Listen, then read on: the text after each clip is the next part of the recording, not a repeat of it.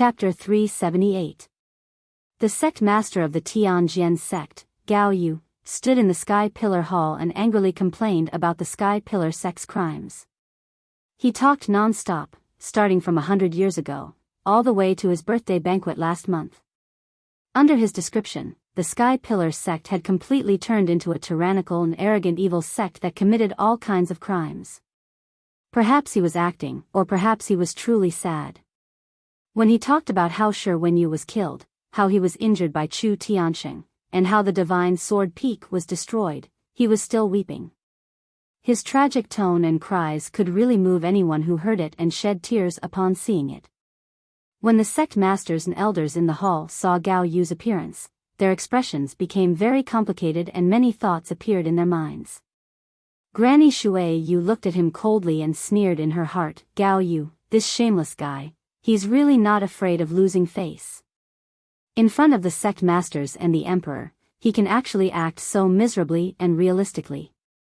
It seems that he's already shameless in order to complain about the Sky Pillar sect." Sect Master Yan and Sect Master Qi also looked at Gao Yu with strange expressions. Their eyes were filled with contempt and disdain. This Gao Yu really doesn't care about his status and face. He's completely shameless. This guy can really act. He actually inverted right and wrong to falsely accuse the Sky Pillar sect. I hope the emperor won't be deceived by him. On the right side of the hall, the Thousand Autumns sect master, the True Martial sect master, and the Wind Fire sect master snickered in their hearts and agreed with Gao Yu's actions. In the hearts of the three sect masters, all kinds of thoughts appeared. Chu Tianxing must be stupid, right? He definitely didn't think that Gao Yu would directly complain in front of the emperor, right? Chu Tianxing, with the emperor present, let's see how you explain this time. The emperor doesn't know the inside story and will definitely be deceived by Gao Yu in this situation. Even if it's to appease Gao Yu, he will definitely blame or severely punish the Sky Pillar sect. Chu Tianxing's expression was naturally gloomy. His eyes were cold from the shameless Gao Yu and his hands were trembling. However, the emperor was sitting in the main seat and listening to Gao Yu's complaints expressionlessly. He couldn't rashly stand up to defend himself. In that case, if he quarreled with Gao Yi in public, not only would he not be able to clear his name, but it would also have the opposite effect. He did his best to suppress his anger, but a cold smile hung on his lips as he glared at Gao Yi, watching Gao Yi's performance. Finally, after a quarter of an hour, Gao Yi finished speaking. He waved his sleeves to wipe away the tears on his face, bowed deeply to the emperor, and begged, "Your Majesty, you must seek justice for me." The Thousand Autumns sect leader, the True Martial sect leader, and the Wind and Fire sect leader exchanged glances and hurriedly stood up to salute the emperor. They cupped their fists and said, "Your Majesty the Emperor, everything that sect leader Gao said just now is true. We are willing to testify for him." Tianzi had been silently listening to Gao Yi's words. There was no change in his expression on his handsome face. Seeing the three sect leaders step forward to testify for Gao Yi, an imperceptible light flashed in his eyes. He nodded lightly and said calmly, "Sect masters, please take your seats." Although sect leader Gao's experience makes one sigh, I am new here and am not clear about the grudges between the sects in the Tianjin region. This monarch cannot make any conclusions about this matter based on your one-sided statement. However, sect leader Gao, don't worry. I will investigate this matter as soon as possible and give you an answer. Tianzi's words and attitude were neutral. He wasn't deceived or influenced by Gao Yi at all. This made Gao Yi, the Thousand Autumns sect leader, and the others feel a little disappointed. However, they had already expected this result. They also guessed that Tianzi, as the number one genius of the human race, was a wise person and wouldn't easily believe the words of others. However, Gao Yi put on a pitiful expression and took the initiative to complain to Tianzi. No matter what, this would create a preconceived notion in Tianzi's mind. The Sky Pillar sect was strong and domineering, while the Tianjian sect was weak and pitiful, being bullied by the Sky Pillar sect. Thus, Gao Yi's goal was achieved. Immediately after, Tianzi turned to look at Chu Tianxing and expressionlessly asked, Sect Master Chu, do you have anything to say about what Sect Master Gao just said? Chu Tianxing immediately stood up and walked to the center of the hall. He said in a deep voice, reporting to your majesty, Tianzi, what Gao Yi said was nonsense. He inverted black and white, confusing right and wrong, since Gao Yi had shamelessly made a scene in front of everyone and slandered the Sky Pillar sect in front of everyone in the hall. Tianzi didn't dare to offend the Sky Pillar sect. Of course, Chu Tianxing wouldn't give the Tianjian sect any face. He mercilessly refuted Gao Yi's words and used extremely sharp words to denounce Gao Yi for being sinister and despicable. He refuted and explained everything that Gao Yi had said to Nye Tian. After a full half an hour, he finished explaining everything. Granny Shui Yu, sect leader Yan, and sect leader Qi all stood up and bowed to Tianzi, confirming that Chu Tianxing's words were true. Gao Yi sat on the right without saying a word. His face was also livid with anger, and his eyes were filled with anger as he stared at Chu Tianxing. Tianzi nodded expressionlessly and said calmly, Sect leader Chu, please take a seat. The two sect leaders have different opinions about the same thing. They both have their own grievances and difficulties. It seems that the conflict between the two sects has been brewing for a long time. The grievances have accumulated over time and can no longer be easily resolved. In that case, please don't be impatient and wait patiently for a few days. After this emperor investigates clearly, I will naturally make a decision. At that time, this emperor will distinguish between right and wrong for the two sect leaders. Since Tianzi had spoken, Chu Tianxing and Gao Yi couldn't say anything more. Naturally, they nodded in agreement. Next, Tianzi looked at the other sect leaders and asked if there were any grievances between the sects that were difficult to resolve. The sect leaders were silent and hesitant. No one took the initiative to speak, and no one stood up to complain. After all, the two strongest forces in the Tianjin region were the Sky-bearing sect and the Tianjian sect. The grievances between the two sects had developed to the point where they couldn't tolerate each other and were about to go to war. This time, Tianzi came to the Tianjin region mainly to resolve the grievances between the two sects and stabilize the overall situation. Although there were some grievances between the other 6 sects, they were all small frictions and conflicts. In this kind of situation, no one was willing to talk about those small matters. It would only make people laugh and might not be able to resolve it effectively.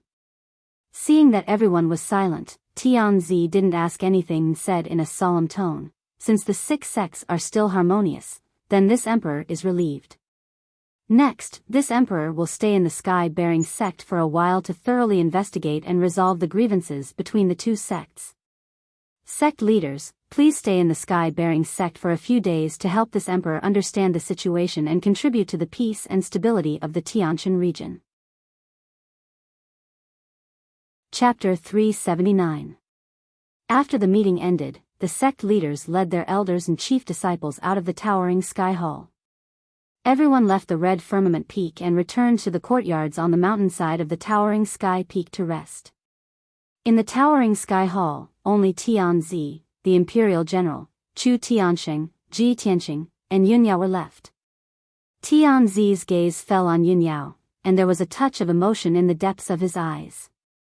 He wanted to greet Yunyao and chat for a while, but there were others present in the hall, so it was not appropriate. Chu Tianxing cupped his hands to Tianzi and said, Your Majesty Tianzi, you have come all the way from Zhongzhou. The journey must be tiring, so you should rest early. I have arranged a residence for Your Majesty Tianzi. Please follow me. Tianzi nodded and walked to the Sky River Palace behind the towering Sky Hall under Chu Tianxing's lead. After Chu Tianxing and Tianzi left, Ji Tianxing and Yunyao walked out of the hall side by side. The two stopped at the entrance of the hall and looked at each other, but did not say anything. After saying goodbye to each other, the two left the towering sky hall and returned to their respective residences. For the whole day, the towering sky sect was very lively and noisy. Countless disciples were talking about Tianzi and the double-headed golden dragon. Countless disciples witnessed the scene of the double-headed golden dragon descending from the sky and were shocked. Some people also saw Tianzi's appearance and aura. They said that he was so handsome that he did not look like a mortal. His temperament was as noble as a god and they worshipped him. Some people also heard that Tianzi lived in the Sky River Palace on the Red Firmament Peak. If it were not for the fear of offending Tianzi, many disciples would have run outside the Sky River Palace to watch.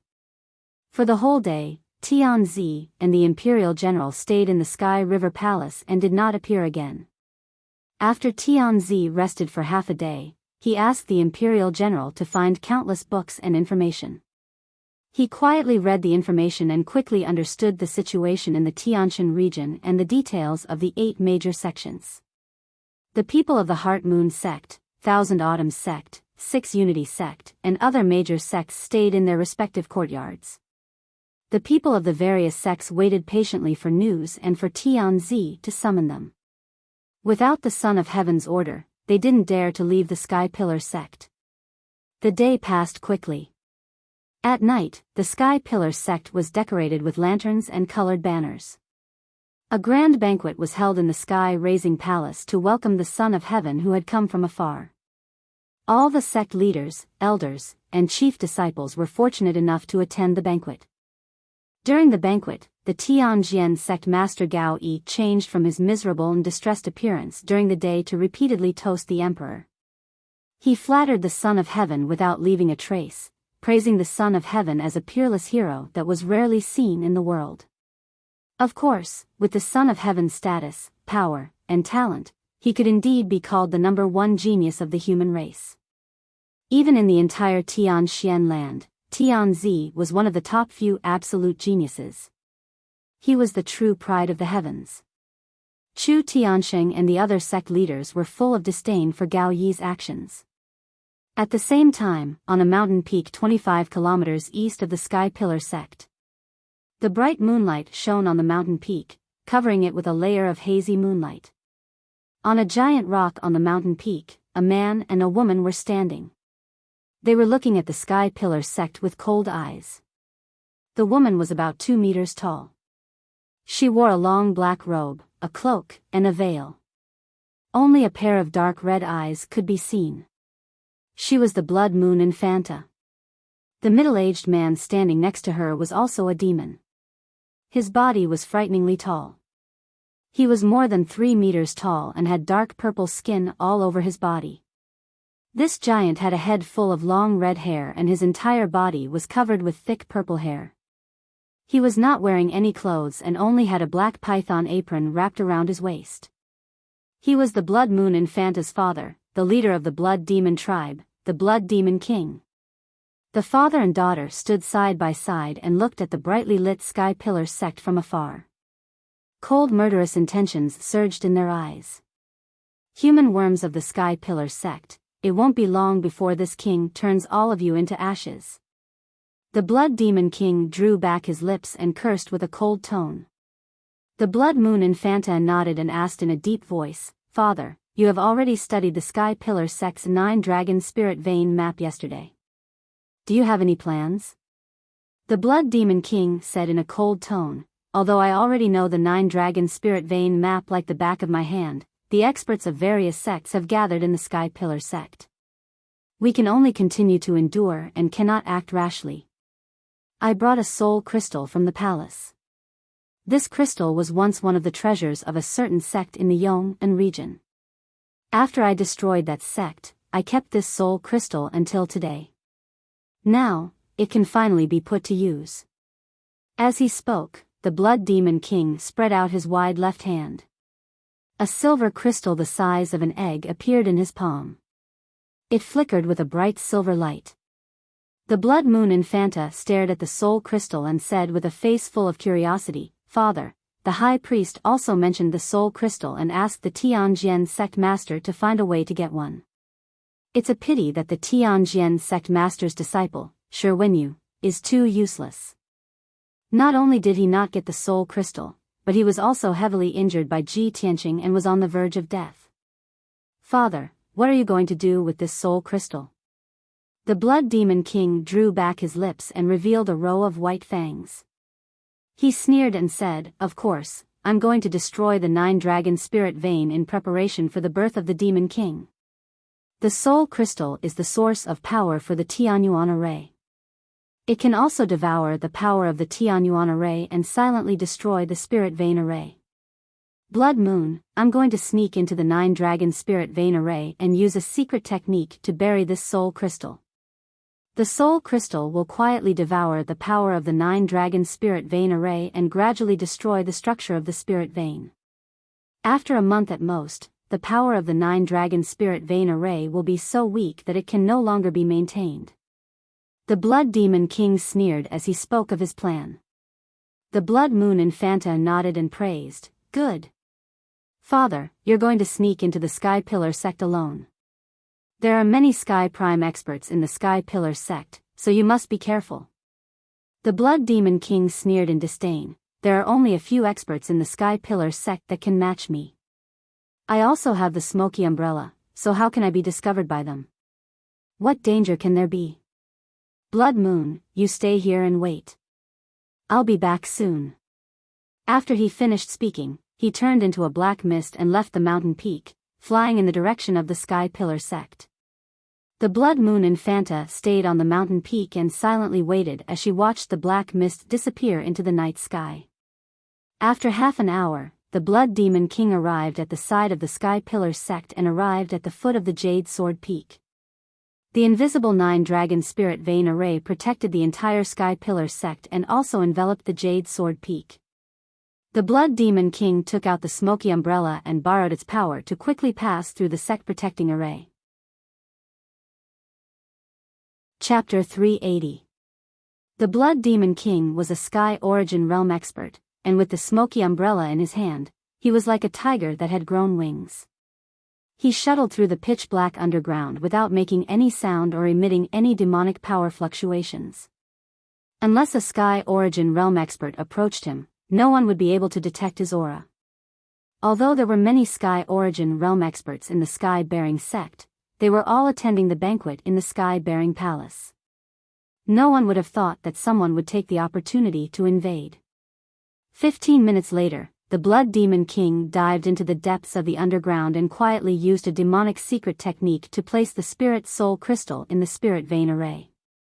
The Spirit Soul Crystal was hidden very well and had fused with the array's aura.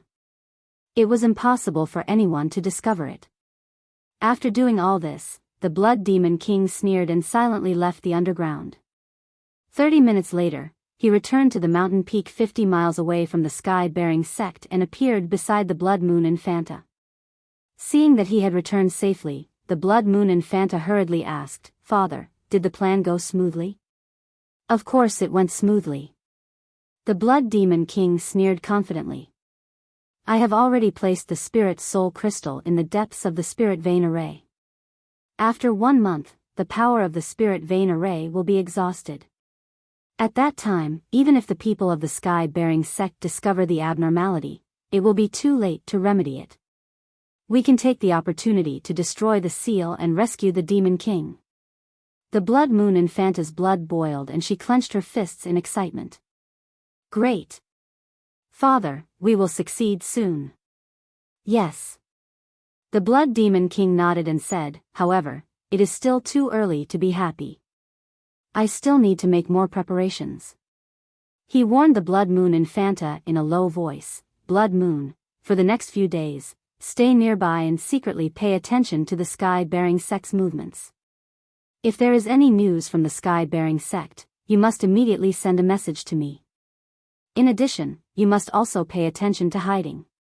Don't be discovered by the people of the Sky-bearing sect." "I understand." The Blood Moon Infanta nodded solemnly and asked in confusion, "Father, what are you going to do? Aren't you coming with me?"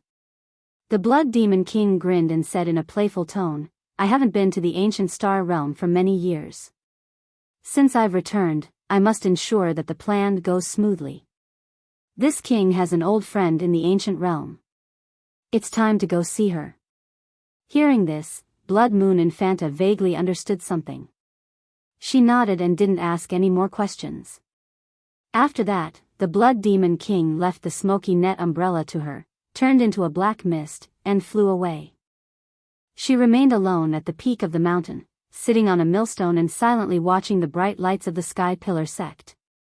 The noisy and bustling night with undercurrents finally came to an end. The next morning, when the sun had just risen, there was still a faint layer of morning mist between the peaks of the sky-bearing sect. The jade ripple lake behind the heaven-upholding peak was also shrouded in a thin layer of mist, making it even more beautiful and mysterious than before. The clear water rippled in the lake, and the willow trees swayed gently on the shore. Not far away from the spirit herb garden, there were still waves of fragrance from the plants. The scenery by the lake was really fresh and elegant. At this time, a young man and woman were taking a stroll on the bluestone path under the willow trees by the lake. The man was tall and handsome. He wore a brocade robe and a pair of gold-rimmed firewalking boots. His long hair was tied up with a jade crown, making him look like an immortal. There was no doubt that he was the son of heaven, Long Yunxiao. The woman beside him was wearing a long white dress. She had an extremely beautiful appearance and a cold temperament. She was Yunyao. Yesterday, Long Yunxiao had arrived at the sky-bearing sect for the first time. He had to accept the visits of the various sect masters, so he naturally had to dress up. He wore a golden robe and a crown. Today, he didn't plan to deal with sect matters. It was his private time, so he changed into casual clothes. Even so, he was still extraordinarily handsome, and his temperament was noble and graceful. The two strolled along the path by the lake. Although they were walking side by side, they maintained a distance of 2 steps between each other. This distance was just right. It didn't appear to be close, but it wasn't too distant either. It was a normal distance between ordinary friends. Long Yunxiao seemed to be in a good mood. He smiled and said in a gentle tone, "Yao Yao, I remember the first time I saw you was 9 years ago. That was at Uncle Yun's 100th birthday banquet. That night, you were wearing the water moon frozen star dress. Although you were still young, you were already a little beauty who suppressed the entire audience and stunned all the guests. I didn't expect that 9 years would pass in the blink of an eye. You become a peerless beauty and the #1 genius of the Tianshan region. Time really flies." As Long Yunxiao spoke, his eyes revealed a look of reminiscence. A smile also appeared on his handsome face. Yin Yao was still as calm as usual. Her temperament was cold and she didn't have much of a reaction. "Son of heaven, you disturbed my sleep early in the morning and asked me to take a stroll by the lake. Are you trying to help me remember the past? There's no need to mention those things of the past. You should just get to the point." Long Yunxiao wasn't angry. Instead, a playful smile appeared on his face. "Yao Yao, I didn't expect that after staying in the Tianshan region for a few years, your personality would change a little. You're not as cold as before." He knew very well that Yun Yao's personality was even colder in the past. She wouldn't say so much to him. Yin Yao frowned slightly but didn't say anything. Long Yunxiao continued, "Yao Yao, I know that the reason why you left the Cloud Spirit Palace, left the Central State, and came to this remote Tianshan region was to avoid me. But now, the Emperor and Mother are going to choose a concubine for me. They've chosen the 3 most outstanding candidates from the 9 regions. Coincidentally, you're one of them. Yao Yao, don't you think that this is fate and our destiny? Even if you ran to this remote Tianshan region to avoid me, you still have to reunite with me in the end." After saying that, he looked at Yun Yao with a gentle gaze. His face was full of tenderness. Yin Yao glanced at him and said indifferently, "You should know that I don't believe in fate. I only believe that man can conquer the heavens. Of course, my fate is in my control. Also, I heard that the other 2 heavenly concubine candidates aren't bad either. In terms of looks, they're alluring beauties. In terms of talent, they're top geniuses. Why don't you consider them?" A smile flashed across Long Yunxiao's eyes. He raised his eyebrows and said, "Yao Yao, can I interpret your words as jealousy?" Yun Yao looked at him indifferently and said coldly, you're thinking too much. Long Yunxiao said to himself, Yao Yao, you should know that from the first time I saw you, I've decided that you'll be my heavenly concubine. With such a beautiful woman like you, how could other women enter my eyes? Compared to you, they're all ordinary women. I know that you don't want to be my heavenly concubine, but it doesn't matter. I won't force you to do something you don't want to. Chapter 381. Yunyao wasn't surprised by Long Yunxiao's attitude. Long Yunxiao had said this a few years ago, and it hadn't changed until now. She couldn't help but frown. She said calmly, Son of Heaven, you know that it's impossible. Why are you wasting time on me? Long Yunxiao's voice was still gentle. With our talent and strength, we don't lack time. We can live for 300 to 500 years. I will always wait for you. Yunyao glanced at him and didn't say anything else. Both of them were very firm. It was impossible to change each other's minds with just a few words. Since that was the case, Yunyao didn't want to continue talking about this with him. She remained silent and strolled along the bluestone path by the lake. Her eyes were fixed on the misty lake. Long Yunxiao walked beside her and talked about some interesting past events.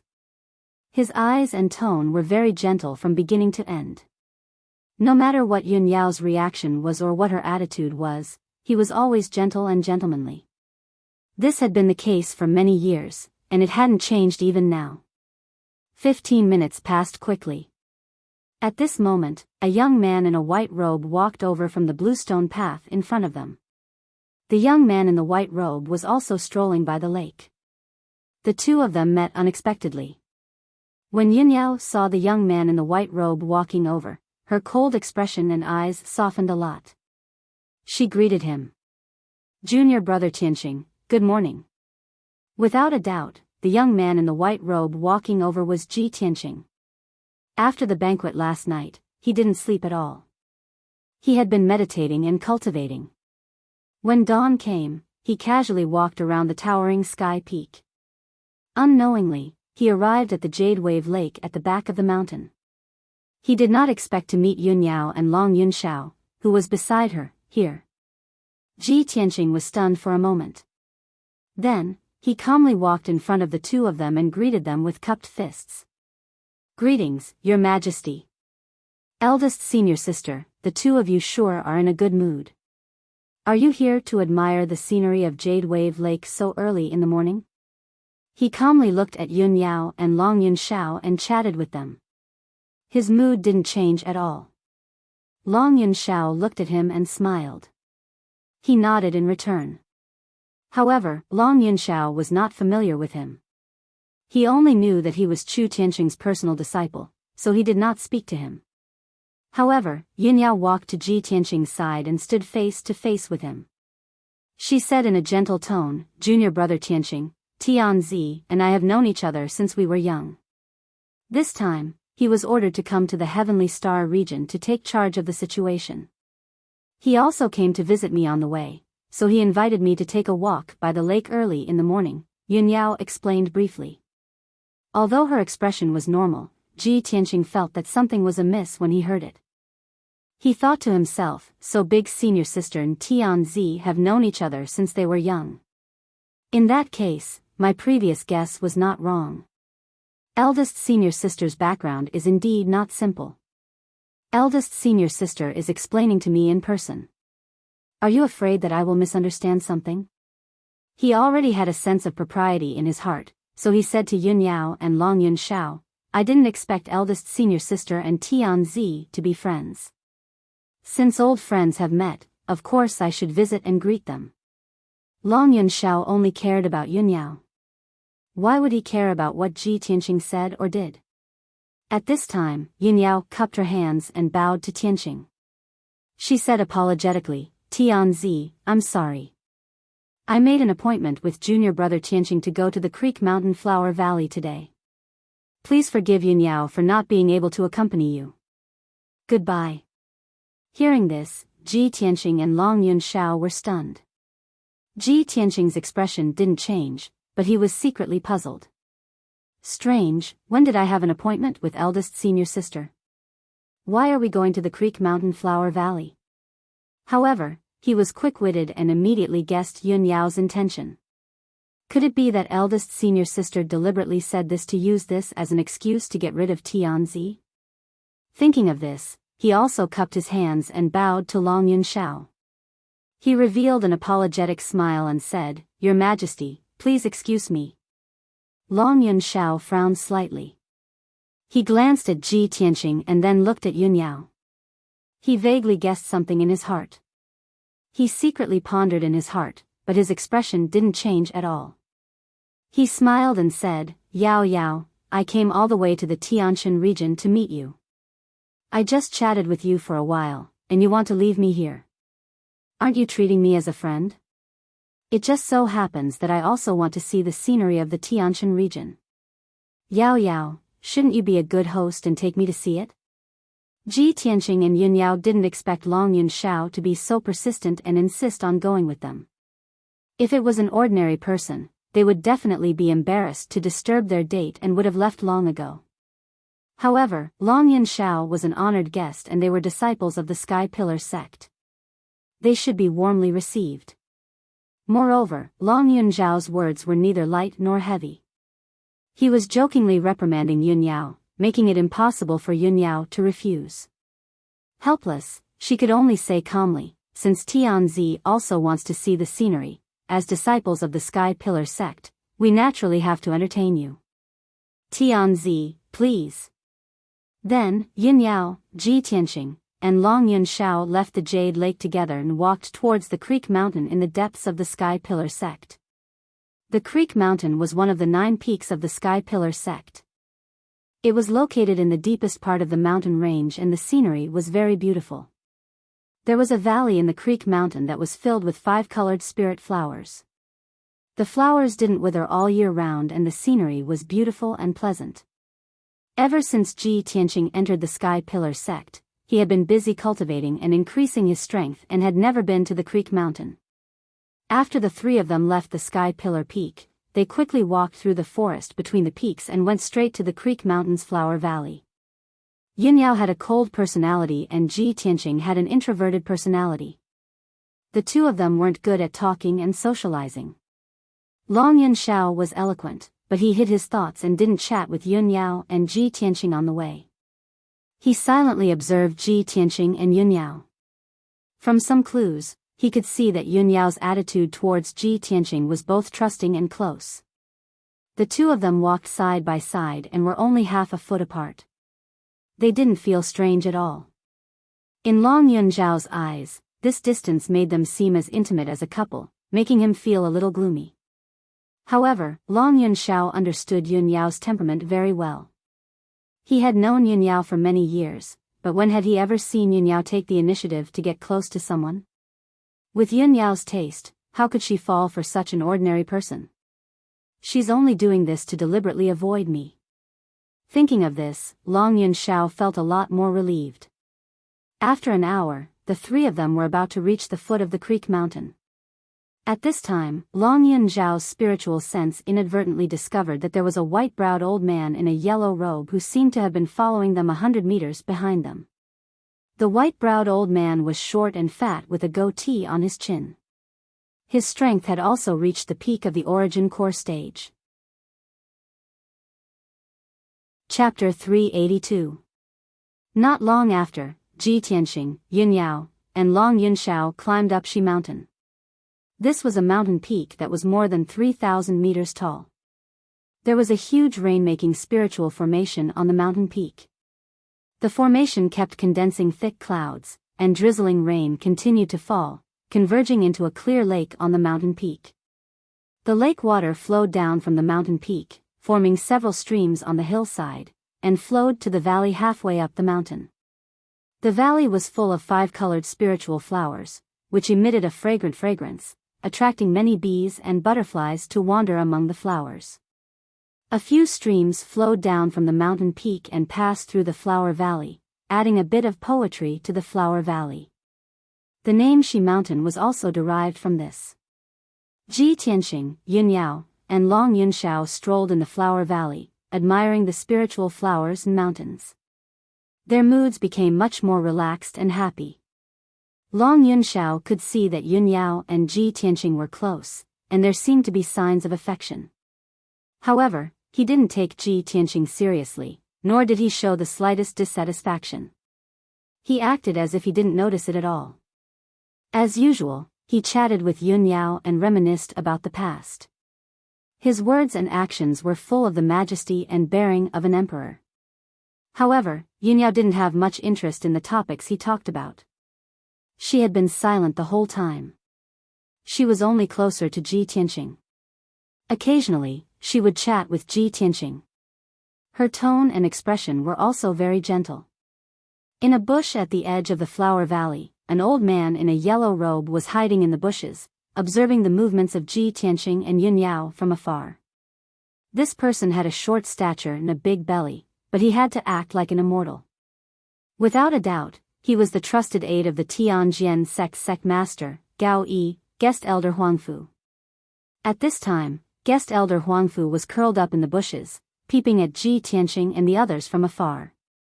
There was a playful sneer in his eyes.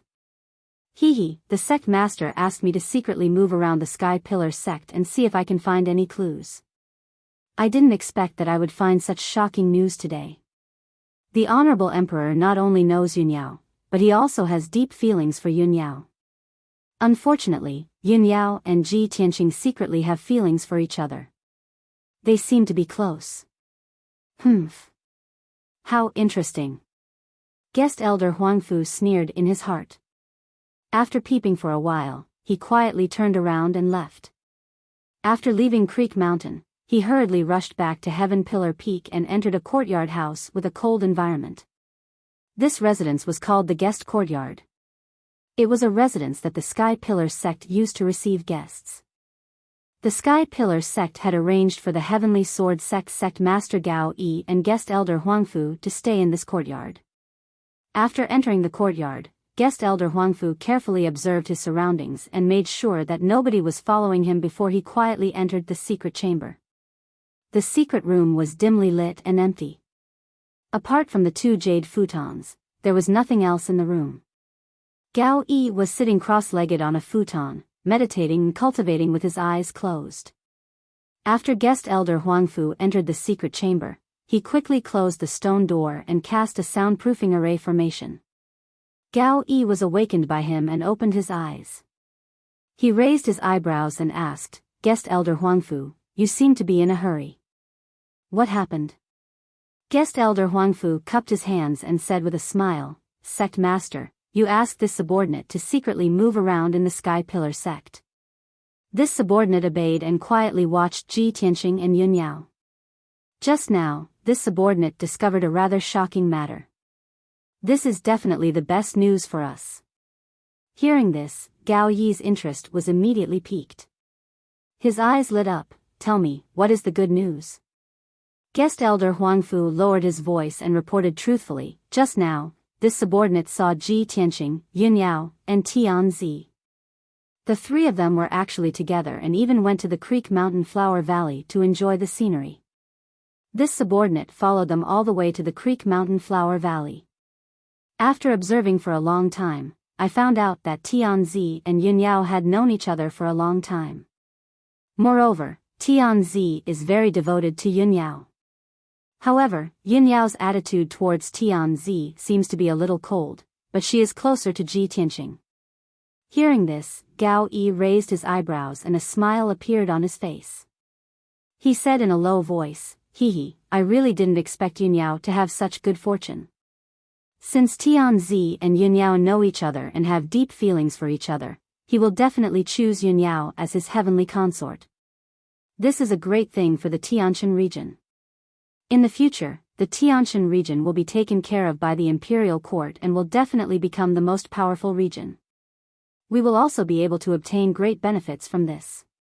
However, that little bastard Ji Tianqing is too much of a hindrance. He is sandwiched in the middle to prevent Yunyao and Tianzi from contacting each other. I'm afraid he will ruin this matter.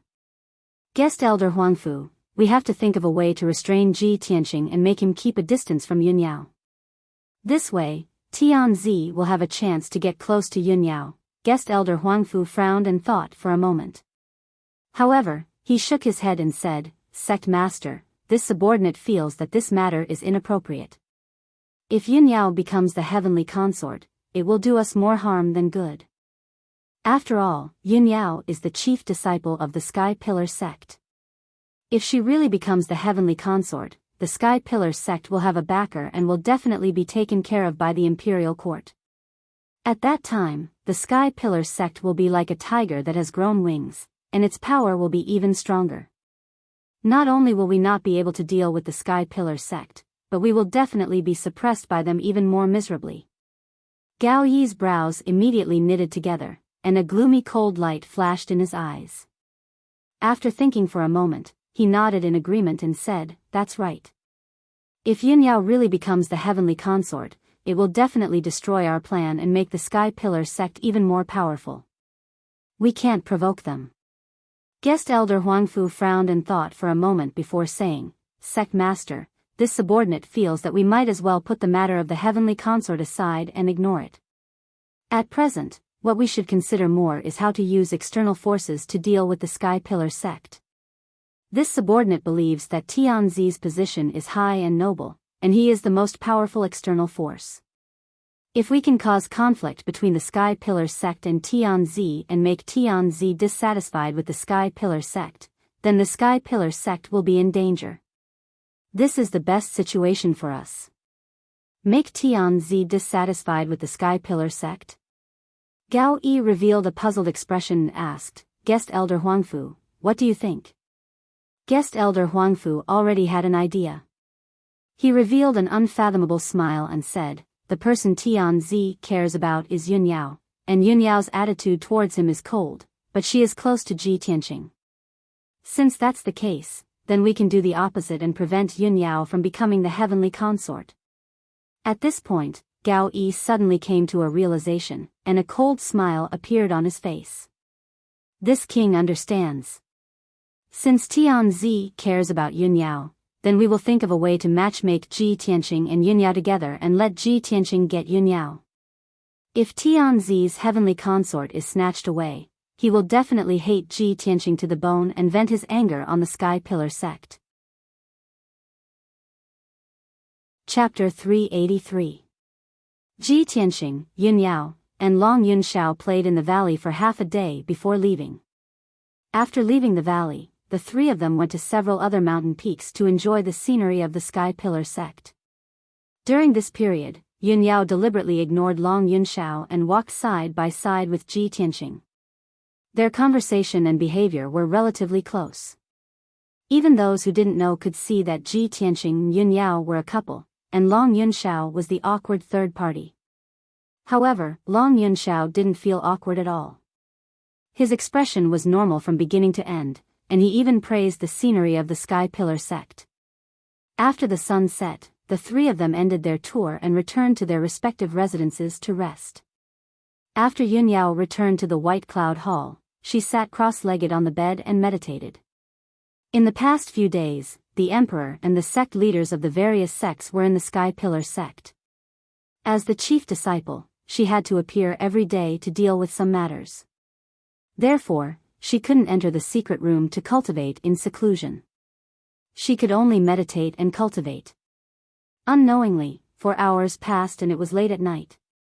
The entire Scarlet Firmament Peak was quiet and shrouded in the hazy moonlight, looking quiet and serene. Yunyao ended her cultivation and opened her eyes. Today is the middle of the month. It's time to go to the Spirit Moon Hot Spring to cultivate. She muttered in a low voice, got up, left the room, and walked towards the backyard of the White Cloud Hall. There was a 10-meter square stone room in the backyard. It was set up with a special mysterious array and built into the Spirit Moon Hot Spring. This stone room was connected to Yunyao's bedroom and the secret room for cultivation. It only had 3 walls. There was no wall in front of it, nor was there a door. There was only a carved jade screen that separated the hot spring from the passage. Yunyao walked behind the screen and took off her phoenix-patterned boots, revealing a pair of fair and sparkling jade feet. Then, she walked towards the hot spring. This hot spring was 10 meters square. The water in the hot spring was boiling and contained a rich silver-white brilliance. Dense spiritual energy rose from it. There were many moon-white gems embedded at the bottom and the edges of the pool. They emitted a sparkling white light and illuminated the hot spring. This spirit moon hot spring was specially set up by Yunyao and expended a lot of materials to create it. She had the bloodline of the heavenly spirit sacred body, so her physique was different from ordinary people. Her cultivation attribute was also somewhat special. Ever since she was 6 years old, she would soak in the spirit moon hot spring for a night every month. While cleansing her body and mind, she also had to cultivate and strengthen her bloodline power. When she was in Cloud Spirit Palace, Madame Yun had specially built a spirit moon sky spring for her. The heavenly spring was located in the clouds of the 9 heavens. It had an incomparably miraculous effect and was also very secretive. After she came to the sky-bearing sect, she naturally didn't have the same good conditions as in Cloud Spirit Palace. She could only build a spirit moon hot spring in the backyard. Yunyao walked to the edge of the hot spring and waved her hand to release a beam of true essence, activating the array formation of the hot spring. Suddenly, the bottom of the hot spring lit up with specks of moonlight, making the entire hot spring hazy and overflowing with spiritual energy. She reached out and removed the jade belt from her waist. Then, she took off her white dress and stored both the dress and the jade belt into her spatial ring. What a perfect, flawless, and peerless beauty! Her tall and slender figure, her white jade-like skin, her proud curves, and her alluring face. Every one of them was intoxicating and infatuating. Yunyao took out a white sand belt from her spatial ring and wrapped it around her slender waist, covering her white underwear and perky curves. Under the hazy moonlight, her straight and slender legs were as smooth and flawless as white jade, like the most perfect piece of art. She only wore a moon-white dudu on her upper body that wrapped around her undulating chest and her flat and white belly. She raised her arm to tidy her hair and bun before stepping into the hot spring. Ripples appeared on the surface of the hot spring, reflecting the hazy light. It made the hot spring feel like a dream and intoxicating. Yunyao walked into the hot spring and sat down cross-legged. The warm moon-white water immediately submerged her flawless body up to her shoulders. She formed a seal with both hands and placed them flat on her smooth and delicate knees. Then, she closed her eyes and began to cultivate. The hot spring was silent. Rich and gentle spiritual energy kept flowing into her body, cleansing her body and strengthening her bloodline. At the same time, Ji Tianqing was cultivating in his room to consolidate his martial arts foundation. Suddenly, a black figure flashed across the night sky and silently landed in the courtyard. It was a short and fat man in black. He had profound skills and was very agile. The man in black used his spiritual sense to investigate and immediately found Ji Tianqing in the room. He waved his hand and shot out 2 cold lights, which shot toward Ji Tianqing as fast as shooting stars. Swish! Swish! The 2 cold lights pierced through the night sky and instantly pierced through the wooden window, shooting toward Ji Tianqing's head. At the critical moment, Ji Tianqing was suddenly awakened and subconsciously tilted his head. The 2 cold lights suddenly brushed past him and nailed to the wall with 2 clanking sounds, splashing sparks. Ji Tianqing turned his head and saw that it was 2 hidden weapons, the morning soul nails. Someone is ambushing me. His face suddenly turned gloomy and a cold light flashed in his eyes. He leaped towards the window and smashed the wooden window with a bang before rushing into the courtyard. The man in black saw him appear and turned around to escape without hesitation. His figure flashed and jumped over the courtyard wall and out of the courtyard. Ji Tianqing also jumped over the courtyard wall without hesitation and chased after the man in black. Humph. Now that the emperor and the sect masters are living in our sect, I want to see who is so bold to launch a sneak attack at this time. He snorted coldly in his heart and his eyes surged with a biting cold murderous intent. He used his shadowless steps with all his strength and followed the man in black. He passed through the dark night and ran down the mountain. No matter what, he had to catch that black-clothed man and see who had the guts to do such a thing. A quarter of an hour passed quickly. Ji Tianqing chased with all his strength, but he could not catch up with the man in black. He was dozens of meters away from him. At this time, he realized that he had chased the man in black up the red cloud peak and arrived outside the white cloud hall. Swoosh! The man in black flashed and jumped into the white cloud hall. Ji Tianqing was stunned and thought to himself, White Cloud Hall. Isn't this the residence of Senior Sister? It's late at night now. Would it be rude for me to rush in like this? However, he thought about it again. The man in black's identity was unknown. He came with ill intentions and was very powerful. If the man in black sneaked into the White Cloud Hall to assassinate Yun Yao would be in danger. Moreover, the Tianjian sect had plotted to kill him and Yun Yao. He could not help but suspect that the man in black might be related to the Tianjian sect. Thinking of this, he no longer hesitated and jumped into the White Cloud Hall. He moved quickly in the night to search for the man in black. After 100 seconds, Ji Tianqing searched the White Cloud Hall but did not find the man in black. He did not find any clues. His expression became more serious and he became more worried. He ran through Yun Yao's bedroom and went to the backyard. In the entire White Cloud Hall, only the backyard was not searched. He passed through the dark passage and saw a white jade screen at the end of the passage. Behind the screen was a stone room, which was faintly lit. He did not think much and rushed over as fast as the wind. However, when he went around the white jade screen and saw the scene in front of him, he was stunned. He never expected that the stone room behind the screen was a hot spring with abundant spiritual qi and hazy moonlight. In the hot spring, there was a long-haired beauty with a beautiful face and flawless skin. It was Yun Yao. She was cultivating with her eyes closed. Her chest and fair shoulders were above the water's surface. She was not wearing a long skirt. She was only wearing a dudu and a tulle. Brothers, where are the recommendation tickets? Chapter 384. Yun Yao was sitting upright in the hot spring, and her body below her neck was submerged in the water. However, Ji Tianqing could vaguely see the breathtaking beauty under the water. Yun Yao, who was cultivating, was immediately awakened and opened her eyes subconsciously. When she saw that the person who broke into the hot spring was a man, a cold light gushed out of her eyes, and she subconsciously raised her hand to attack. However, when she saw that the person who broke into the hot spring was Ji Tianqing, she was stunned. The two of them were only 10 steps away from each other. When their eyes met, they were a little absent-minded and forgot to speak. Ji Tianqing's worry and anxiety turned into embarrassment. His eyes were a little evasive, and he didn't dare to look into Yun Yao's eyes. Yun Yao's pretty face was faintly red, and her lovely earlobes turned red. Her delicate body was also slightly trembling in embarrassment. She didn't expect that Ji Tianqing would break into the White Cloud Hall at this time and suddenly appear in the hot spring. If it were someone else, she would have sent that person flying with a slap. After a while, Yun Yao came back to her senses. She quickly lowered her head and raised her hands in front of her chest to cover the deep, snow-white cleavage in her dudu. Ji Tianqing also came back to his senses.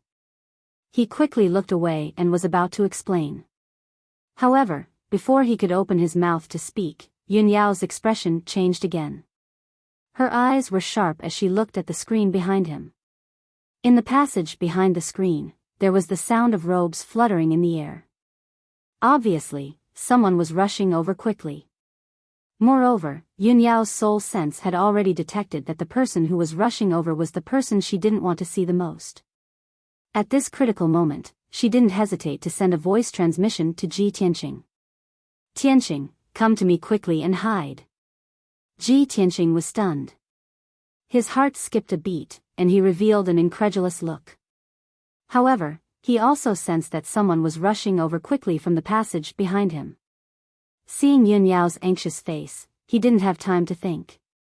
He immediately jumped into the hot spring and rushed to Yun Yao's side. Yunyao reached out and pressed his shoulders, telling him to dive into the water and hide. She stood in front of Ji Tianqing and took out a long dress from her spatial ring, covering everything below her neck. The next moment, a thin man's figure crossed the screen like a gust of wind and came to the hot spring. This person had a handsome appearance. He wore a brocade robe and a feathered crown on his head. He was the son of heaven, Long Yunxiao. When Long Yunxiao saw the hot spring filled with spiritual energy and Yunyao who was sitting in the hot spring, he was dumbfounded. Yunyao covered her body with a long dress, only revealing her neck and head. However, she was still soaking in the hot spring and seemed to be practicing martial arts. As a man of the opposite sex and the emperor of the imperial court, he actually broke into a woman's residence in the middle of the night and peeped on her bathing in the hot spring. No matter what, this was a great offense, an extremely rude action. Long Yunxiao was so embarrassed that he couldn't show his face.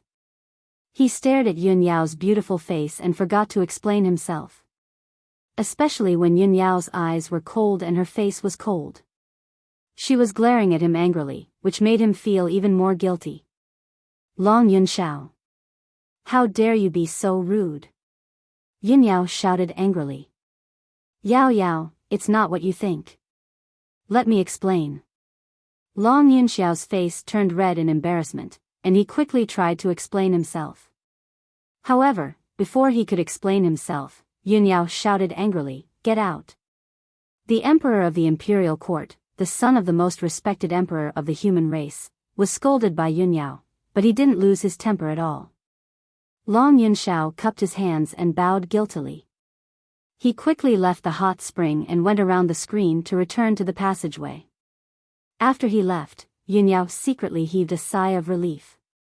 Ji Tianqing hid behind her and stuck close to her fair and smooth back. Their posture was extremely intimate and ambiguous. However, Long Yunxiao hadn't left yet, so she could only suppress her embarrassment and didn't dare to move at all to avoid being noticed. At this moment, Long Yunxiao was standing 10 meters behind the screen. After he calmed down, he explained, "Yao Yao, I'm sorry. I didn't mean to offend you. Just now, I was resting in my residence when I suddenly received a letter. It said that your life was in danger. Although that letter was most likely fake, even if it was only 10% true, I had to rush over to see what was going on. I couldn't let anything happen to you." After he finished explaining, Yunyao said coldly, "Thank you for your concern. You were deceived. I'm safe and sound. You can leave now." Long Yunxiao tried to persuade her again, but she remained silent. It was obvious that her anger hadn't subsided, so he could only leave. After a while, when Long Yunxiao left the White Cloud Hall, Yunyao finally relaxed. She lowered her head to look at the pool and saw Ji Tianqing's hands wrapped around her waist. His whole body was pressed against her body. She immediately blushed and reached out to grab Ji Tianqing's collar and pulled him out of the water. Splash! Ji Tianqing came out from under the water, bringing up a big splash.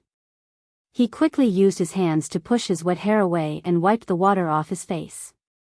He was secretly gasping for breath. He didn't know if it was because he had held his breath for too long, or because he was too excited or ashamed, but his face was a little red. Yunyao turned her head to look at him.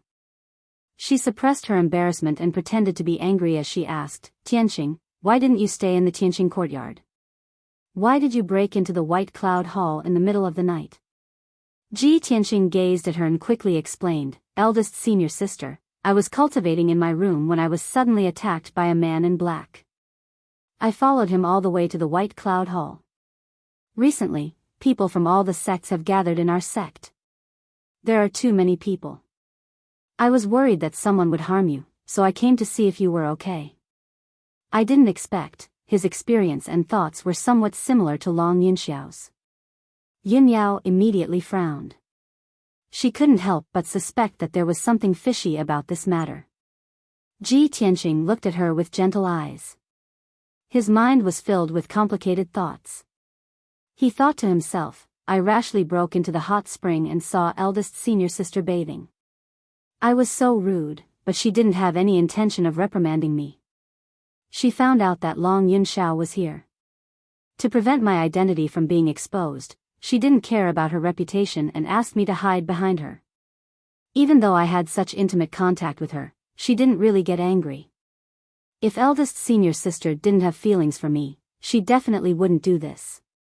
Ji Tianqing calmly analyzed and immediately understood Yunyao's thoughts. He was very moved. Looking at her beautiful face that was so close to him, his blood suddenly flowed faster. A strong impulse inexplicably appeared in his heart. Driven by that impulse, he forgot everything. He subconsciously stretched out his arms and tightly hugged Yunyao in his arms. He bent down and kissed her soft cherry lips. Yunyao was frowning and thinking about the man in black. She didn't expect Ji Tianqing to suddenly hug her and immediately woke up. She was about to speak, but her small mouth was blocked by Ji Tianqing's. Chapter 385. After a long while, Ji Tianqing was still immersed in this deep kiss. She had already regained her senses and hurriedly pushed Ji Tianqing away. Junior brother Tianqing, Yunyao looked at Ji Tianqing in disbelief. Her expression and eyes were very complicated, and she was so embarrassed that she almost suffocated. Ji Tianqing gazed into her eyes with a gentle gaze. He mustered up his courage and said solemnly, "Eldest senior sister, however," before he could say the words that had been buried in his heart for a long time, Yunyao reached out and pressed her hand on his lips, interrupting him.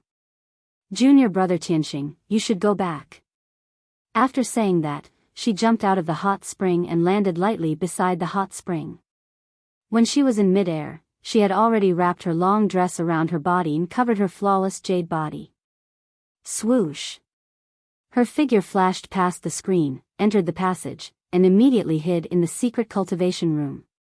Ji Tianqing was still standing in the hot spring.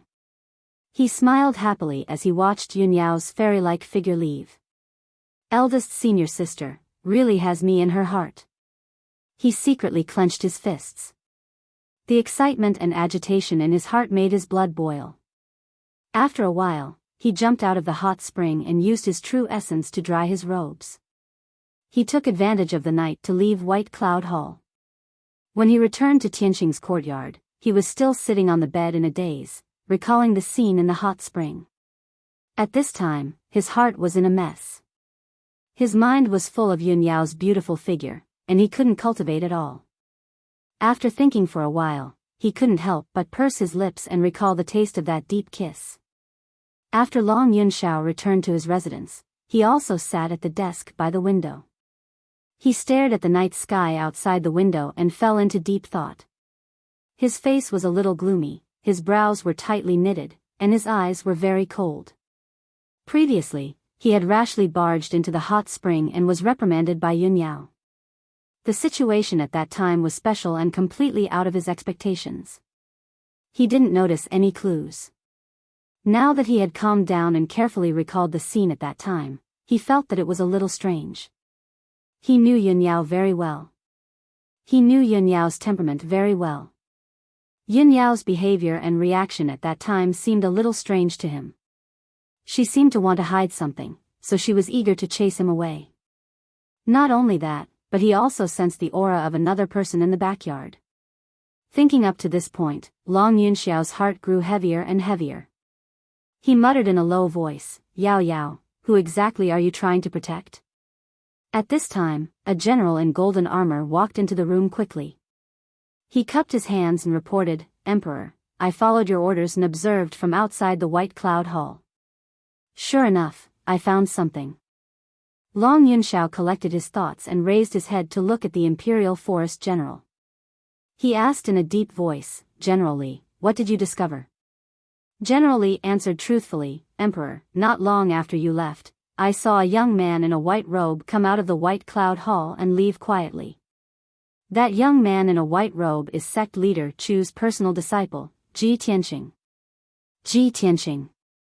It's really him. Long Yunxiao frowned, and a cold light flashed in his eyes. Today, he, Yunyao, and Ji Tianqing were traveling together. Yunyao and Ji Tianqing appeared to be very close. Originally, he thought that Yun Yao would definitely look down on an ordinary person like Ji Tianqing.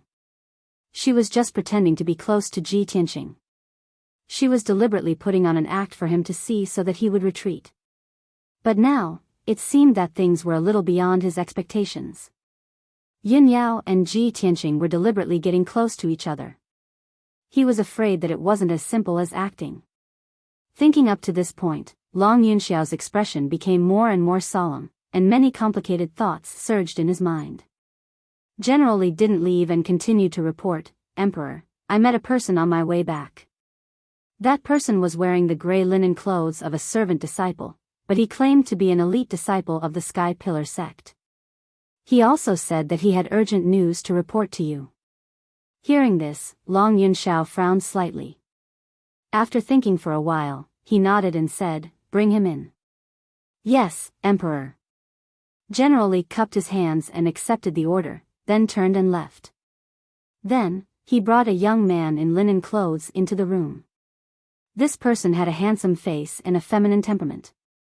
His face was sickly pale. It was Bai Wuchen. He quickly walked into the room and bowed respectfully to Long Yunxiao.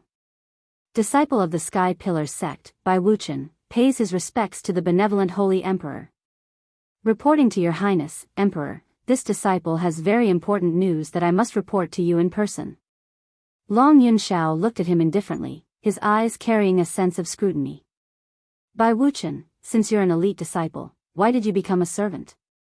At the mention of this matter, Bai Wuchen's face was filled with grief and indignation. He said in a gloomy tone, "Emperor, all of this is because of Ji Tianqing. This person is sinister and cunning. On the surface, he looks steady and kind, but in reality, he's a scheming person who seeks revenge for the smallest grievance." Long Yunxiao furrowed his brows when he saw Bai Wuchen cursing Ji Tianqing viciously. His tone was indifferent as he said, "So, your so-called urgent news has something to do with Ji Tianqing?" "Of course." Bai Wuchen nodded heavily. He peeked at Long Yunxiao's reaction and probed, "Also, it has something to do with eldest senior sister Yun Yao."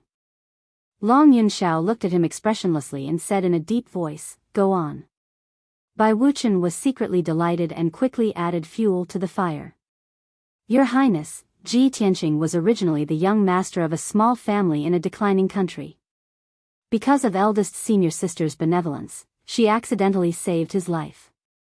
Ji Tianqing used this opportunity to get close to eldest senior sister.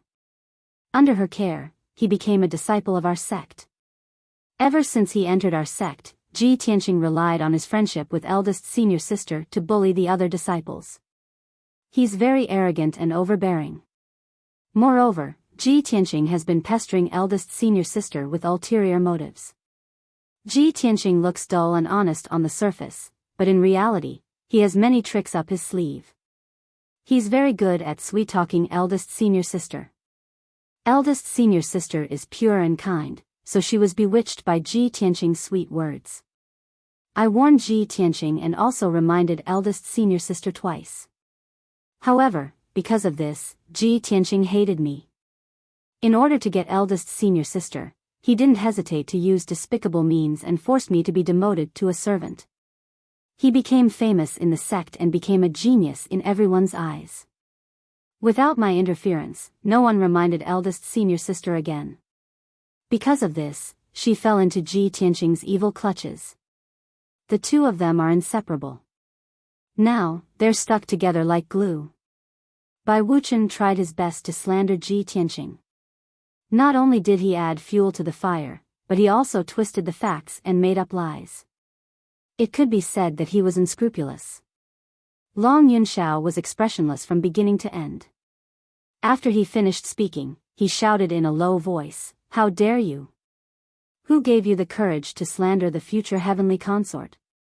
As a disciple of the Sky Pillar sect, instead of working hard, you slander your fellow disciples behind their backs. This kind of despicable behavior is unbearable." Chapter 386. From now on, you'll just be a servant disciple. Bai Wuchen was stunned when he heard Long Yunxiao's angry roar. He thought that when he reported the news to the emperor about the relationship between Ji Tianqing and Yun Yao, the emperor would be furious. As the honorable emperor of imperial court, it was humiliating to have his future heavenly concubine taken away by another man. Under normal circumstances, the emperor would definitely take back Yun Yao for the sake of his reputation. He would use forceful methods to punish Ji Tianqing, and he might even eliminate Ji Tianqing. This was exactly what he wanted. After he was demoted to a servant disciple, he became the laughing stock of Sky Pillar faction. His reputation was ruined. The unparalleled humiliation and hatred had already caused his mind to become somewhat twisted. Even if he could not get Yun Yao, he would never let Ji Tianqing have her. However, he did not expect that the emperor would not be angry. Instead, he scolded him. The emperor's words were like an imperial edict to Sky Pillar faction. If the emperor said that he would be a servant disciple for the rest of his life, he could only be a servant disciple for the rest of his life. From this moment on, the rest of Bai Wuqian's life was completely ruined. He was stunned. He looked at the emperor in disbelief. He was so ashamed that he almost vomited blood. No matter how he thought about it, he couldn't understand.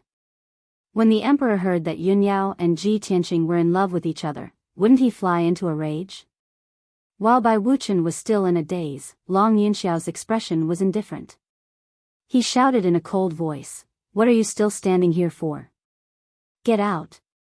Bai Wuqian came back to his senses and said in fear, "Please calm down, Emperor. Everything I said just now is true, there is no falsehood. Emperor, I was persecuted by Ji Tianqing." Before Bai Wuqian could finish, Long Yunxiao glanced at General Li. General Li immediately understood. He grabbed Bai Wuqian by the collar and dragged him out of the room. Bai Wuqian struggled hard but could not break free from General Li's grip. His body was thin and weak. In front of the tall and burly General Li, he was like a little chick. No matter how hard he struggled, it was useless. General Li carried him out of the room, passed through the courtyard, and threw him outside the palace gate with a bang. Bai Wuqian's face was covered in dust from the fall. He was humiliated to the extreme. Fortunately, it was late at night and no one saw his sorry state. He struggled to get up from the ground, brushed off the dust on his body, and looked at the palace gate with a ferocious expression, his eyes surging with rage. He clenched his fists so tightly that creaking sounds could be heard. He gnashed his teeth in anger. The hatred and resentment in his heart could not be washed away even with all the water in the world. Damn bastard. What bullshit, Emperor, you deserve to have your sweetheart snatched away. He roared in his heart and cursed hysterically, I was kind enough to report the news to you. Not only did you not thank me, you even demoted me to a servant forever and ruined my life. Bastard. Ji Tianqing is a beast, and so are you. All of you will die a horrible death. Bai Wuqian stood outside the gate of the Milky Way Palace. After a long time, he left with an ashen face. On the other side, General Li had already returned to Long Yunxiao's room. Long Yunxiao was deep in thought, expressionless. General Li cupped his hands and said, Emperor, based on Bai Wuqian's reaction, he didn't seem to be lying. Why did you punish him like this? Long Yunxiao furrowed his brows as his lips curled into a disdainful sneer. Of course I know that Bai Wuqian is right. Yun Yao and Ji Tianqing are indeed a little too close. However, I have my own plans. How can I allow a treacherous villain like Bai Wuqian to tell me what to do? He inverted right and wrong in front of me and slandered Ji Tianqing. It's all because he hates Ji Tianqing but can't avenge him. So, he wants to use me to deal with Ji Tianqing. Huh, such a treacherous villain. He thinks he's smart and wants to use me? What a joke. After hearing his words, General Li was suddenly enlightened. He was immediately convinced and said, Your Majesty is indeed wise. The dirty thoughts of those ordinary people can't escape your eyes at all. Long Yunxiao waved his hand expressionlessly. Let's not talk about this person. Let's get down to business.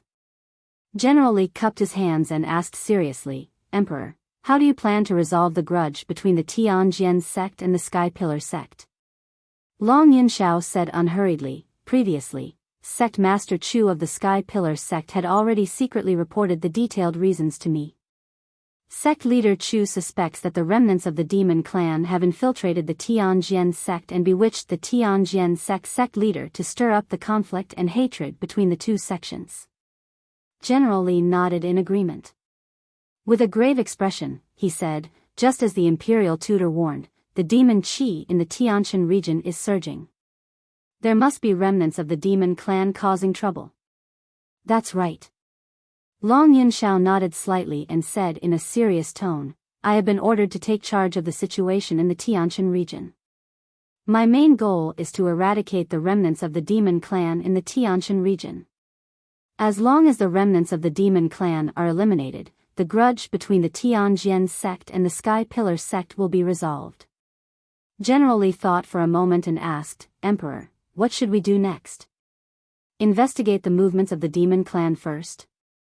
Long Yunxiao nodded and ordered in a dignified voice, General Li, take out the heavenly dragon plate now and deduce the aura of the demon clan. I want to see how many remnants of the demon clan are hiding in the star ancient realm. How dare they be so rampant in the territory of the human clan? This general obeys. General Li cupped his hands and accepted the order. He quickly took out a square golden disc array from his space ring. The golden disc array was made of an unknown material. It was dark gold in color, and there were divine dragons engraved on its frame, as well as many array patterns and patterns. General Li used a secret technique and poured his majestic true yuan into the heavenly dragon plate. The entire disc array rapidly expanded into a huge disc array that was 5 meters long and 5 meters wide. The disc array was pitch black and empty. However, when General Li formed a seal with both hands and used a secret technique, the disc array lit up with a dark gold brilliance and condensed into a light screen. Countless patterns and lines appeared on the light screen, outlining numerous mountain peaks, mountain ranges, rivers, as well as vast and boundless forests and grasslands. After a short few minutes, a complete image appeared on the light screen. It was the complete map of the star ancient realm. General Li continued to use the secret technique and used the heavenly dragon plate to detect the aura of the demon clan. Long Yunxiao stared at the map calmly and waited patiently. After about 100 breaths of time, General Li finished using the secret technique. The map of the heavenly dragon plate immediately changed. 2 areas on the map lit up with black light and condensed into dark fog. One of the fog was very dense and was located slightly south of the center of the map. The other fog was lighter and was located in the east of the map. The light-colored black fog meant that the devil chi was weaker, and the strength of the devil clan was weaker. Chapter 387. On the heavenly profound dragon plate, 2 balls of black mist gently surged. Long Yunxiao stared at the map for a while before a cold smile appeared on his handsome face. Hee, as expected, there are demon remnants causing trouble. One of the balls of demonic mist is actually near the Sky Pillar sect. How audacious. After saying this, he looked at the thickest ball of demonic mist in the middle of the map and asked, General Li, where is that ball of demonic mist? General Li stared at the map for a while before cupping his hands and reporting, Emperor, this general has investigated the star ancient realm yesterday and has some understanding of it. The ball of demonic mist is located in a city in the star ancient realm called Spirit Flame City. Cultivators from all walks of life gather in Spirit Flame City. Most of the people in the city are inextricably linked to the 8 great sections. Moreover, Spirit Flame City is protected by the Grand Heaven Origin Array and is usually hidden. People from the 8 great sects must have a token to enter. After listening to General Li's explanation, Long Yunxiao had a plan in his heart. He ordered in a dignified tone, General Li, tomorrow morning, this ruler will leave the Sky Pillar sect and personally head to Spirit Flame City to eradicate the demon remnants hiding in the city. You will stay in the Sky Pillar sect and cooperate with Sect Master Chu's search. You must find the demon remnants near the Sky Pillar sect. General Li's expression immediately changed as he quickly cupped his hands and said, "Emperor, you must not do this. You are the emperor of the imperial court and your body is priceless. How can you risk your life to eliminate the demon remnants? Leave this matter to this general. You can stay in the Sky Pillar sect and command." Before leaving the imperial court of the central state, the imperial tutor had solemnly instructed him to protect the emperor's safety no matter what. Now that the emperor was going to Spirit Flame City to personally eliminate the demon remnants, how could he not be worried? Long Yunxiao knit his brows and said with a solemn expression, "General Li, this lord came to the heavenly stellar region with the heavy responsibility of exterminating the remnants of the demon race. How can I hide in the sky-bearing sect and be protected?" General Li knew that he could not dissuade him, so he changed his words and said, "Emperor, if you insist on going to Spirit Flame City, this general must go with you." "No need." Long Yunxiao waved his hand and revealed a confident expression. He said proudly, "I was born with divine veins and heavenly thunder's sacred body. No filthy chi can contaminate me. With this lord's strength and means, ordinary devil generals and devil kings can't do anything to this lord." General Li was still worried and wanted to persuade him a little more. However, Long Yunxiao had already made up his mind. He gave the order in a firm and resolute tone. General Li couldn't say anything more. He could only cup his hands in obeisance and leave the room. The next morning, Long Yunxiao walked out of the Empyrean River Palace and went to the White Cloud Palace to look for Yunyao. At this time, Yunyao was on the roof of the White Cloud Hall. She was sitting on a jade praying mat, facing the cliff where the sea of clouds was surging. She was meditating and cultivating. She was wearing a moon-white long dress, and her long black hair was draped behind her back. She was tied into a bun with a jade hairpin. She looked fresh and refined, and her temperament was otherworldly. Wisps of white mist lingered around her. It was as if she was sitting on top of the clouds and cultivating. She really looked like a fairy from heaven. Long Yunxiao looked at her graceful figure, and his eyes became very gentle. He said in a gentle tone, "Yao Yao, you came to Yunzhong so early to meditate and cultivate qi?" Yunyao ended her cultivation and opened her eyes. However, she didn't look back. She said in a cold voice, "I was meditating here last night. Why would I come early?" Long Yunxiao was a little embarrassed. He knew that Yunyao was still angry about what happened last night. However, he didn't know that the reason why Yunyao was restless and couldn't cultivate last night wasn't because of him, but because of Ji Tianqing's kiss. Long Yunxiao was silent for a moment. He didn't mention what happened last night, so as to avoid the two of them becoming more embarrassed. He said seriously, "Yao Yao, I came to find you this time because I need your help with something." After saying that, he stared at Yunyao, waiting for her reaction. However, Yunyao was still sitting on the futon with her back facing him. He couldn't tell what her expression and attitude was. Long Yunxiao continued, "The imperial tutor once observed the sky and divined the secrets of heaven. He predicted that the chaotic situation in the Tianshan region must be caused by the remnants of the demon race. Last night, I also used a secret technique to investigate. There are indeed remnants of the demon race hiding in the ancient star realm, and they are plotting against the Sky Pillar sect. In my opinion, as long as the remnants of the demon race are eliminated, the enmity between the Tianjian sect and the Sky Pillar sect will be resolved. The situation in the Tianshan region will also stabilize. I have already found out that there are remnants of the demon race hiding in Yanling City. I will personally go to Yanling City to eliminate the demon race. However, this matter is of great importance. I need your guidance and assistance." After he finished speaking, Yunyao finally reacted. She stood up and turned to look at Long Yunxiao. She said expressionlessly, "Since the emperor is looking for me for official business, Yunyao naturally won't dare to disobey. I will definitely assist the emperor in eliminating the demon race." Yunyao's attitude and tone were very indifferent. She looked like she was going about official business. Although Long Yunxiao was slightly embarrassed, Yunyao agreeing to accompany him to Yanling City made him happy. He was also full of anticipation for the upcoming trip to Yanling City. However, Yunyao frowned and thought for a moment. She added, "Since the remnants of the demon race are hiding in Yanling City, I have a suggestion. I hope the Emperor will consider it. I am quite familiar with the ancient Star Realm, but I have never been to Yanling City. Coincidentally, junior brother Ji Tianqing has been to Yanling City before, so he is more familiar with the situation in the city. If the Emperor wants this plan to go smoothly, why not bring junior brother Ji Tianqing along? He will definitely be of great help." Long Yunxiao immediately frowned, and the joy in his heart immediately dissipated. He originally wanted to use this opportunity to drag Yunyao to accompany him to Yanling City.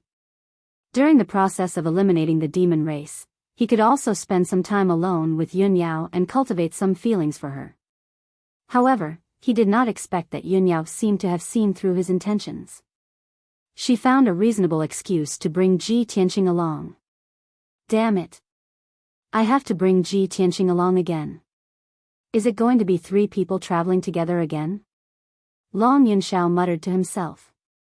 He was a little upset in his heart. However, he did not show any displeasure on his face.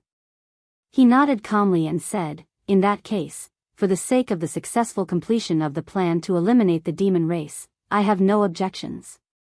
Seeing that he had agreed to this matter, Yunyao did not say anything else. She left the roof and returned to the palace. She sent a maid to Tianqing's courtyard to pass the message. Then, she went to the Sky Pillar Palace to report this matter to the sect master, Chu Tiansheng. When Chu Tiansheng learned that the Emperor was going to Yanling City to eliminate the demon race, he was naturally filled with worry. However, he could not dissuade him. He could only nod and agree to this matter. He also reminded Yunyao to be careful. Half an hour later, Ji Tianqing also rushed to the White Cloud Palace and met up with Yunyao and Long Yunxiao. After Yunyao explained the situation to him, he naturally agreed without hesitation. Then, the 3 of them left the Sky Pillar sect and set off for Yanling City. Chapter 388. Long Yunxiao originally wanted to release the double-headed golden dragon and use it as a mount to rush to Spirit Flame City. Spirit Flame City was more than 2,000 miles away from the Sky Pillar sect. With the double-headed golden dragon's speed, they could reach it in 4 hours. However, Yunyao weighed the pros and cons and advised him not to release the double-headed golden dragon. After all, the double-headed golden dragon was too big and powerful. It was very eye-catching. The 3 of them were heading to Spirit Flame City because they had an important mission. They had to search for traces of the demons and eliminate the remnants of the demons. If they rode the double-headed golden dragon and rushed over with great fanfare, they would definitely alarm the other party and alert the enemy. Long Yunxiao felt that what she said made sense, so he dismissed the idea of riding the double-headed golden dragon. Thus, the 3 of them rode Yunyao's spirit beast, the White Crane, and rushed to Spirit Flame City at a moderate pace. The 3 of them stood on the back of the Spirit Crane and faced the howling wind. They looked down at the mountains and rivers below and remained silent. Although no one mentioned what happened last night, the 3 of them were well aware of certain things. The atmosphere was a little awkward. Of course, Ji Tianqing's expression did not change as he remained silent.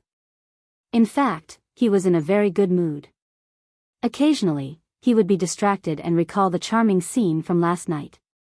Spirit Flame City was divided into 4 districts according to their location.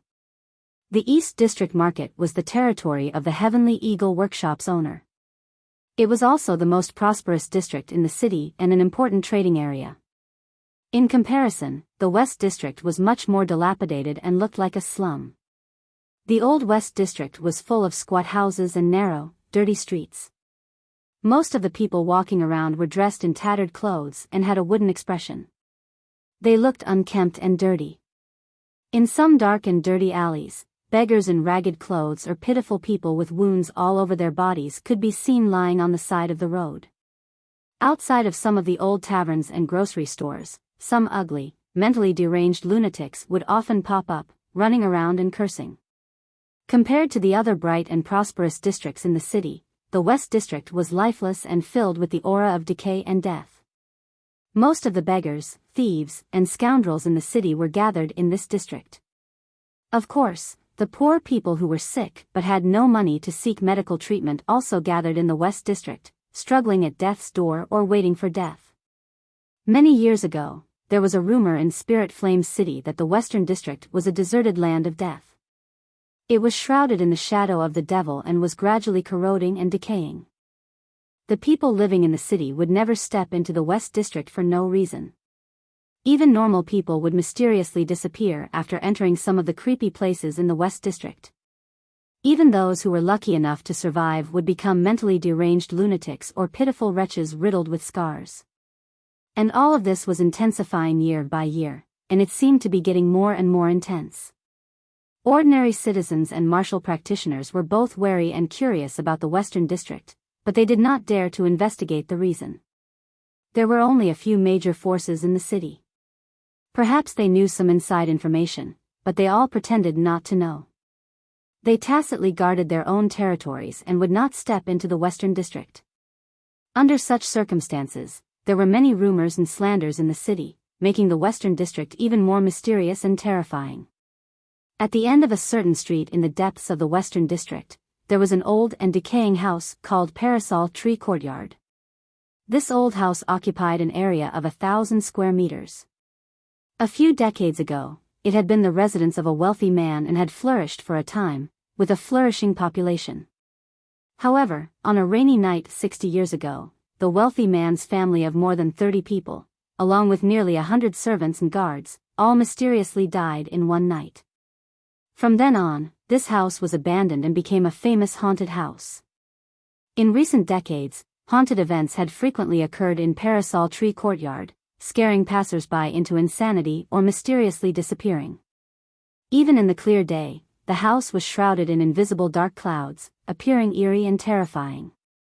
Over time, the name of the haunted house spread far and wide, and no one dared to casually approach it. Although it was daytime, the sky was gloomy and dark, with a light drizzle falling from the sky. The door of Parasol Tree Courtyard was tightly shut. The vermilion door's paint had long since peeled off, revealing the dark iron. There was an old plaque on the door frame, with the words Parasol Tree Courtyard written on it. It hung crookedly on the wall, half of it drooping down to block the door. In the courtyard behind the door, there were a few bare trees, and the ground was covered in a thick layer of fallen leaves and dust. The doors and windows of the rooms and corridors around the courtyard were old and decaying, covered in cobwebs. If one looked closely, they would discover palm-sized spiders, scorpions, and all kinds of poisonous insects hidden in the fallen leaves and dust.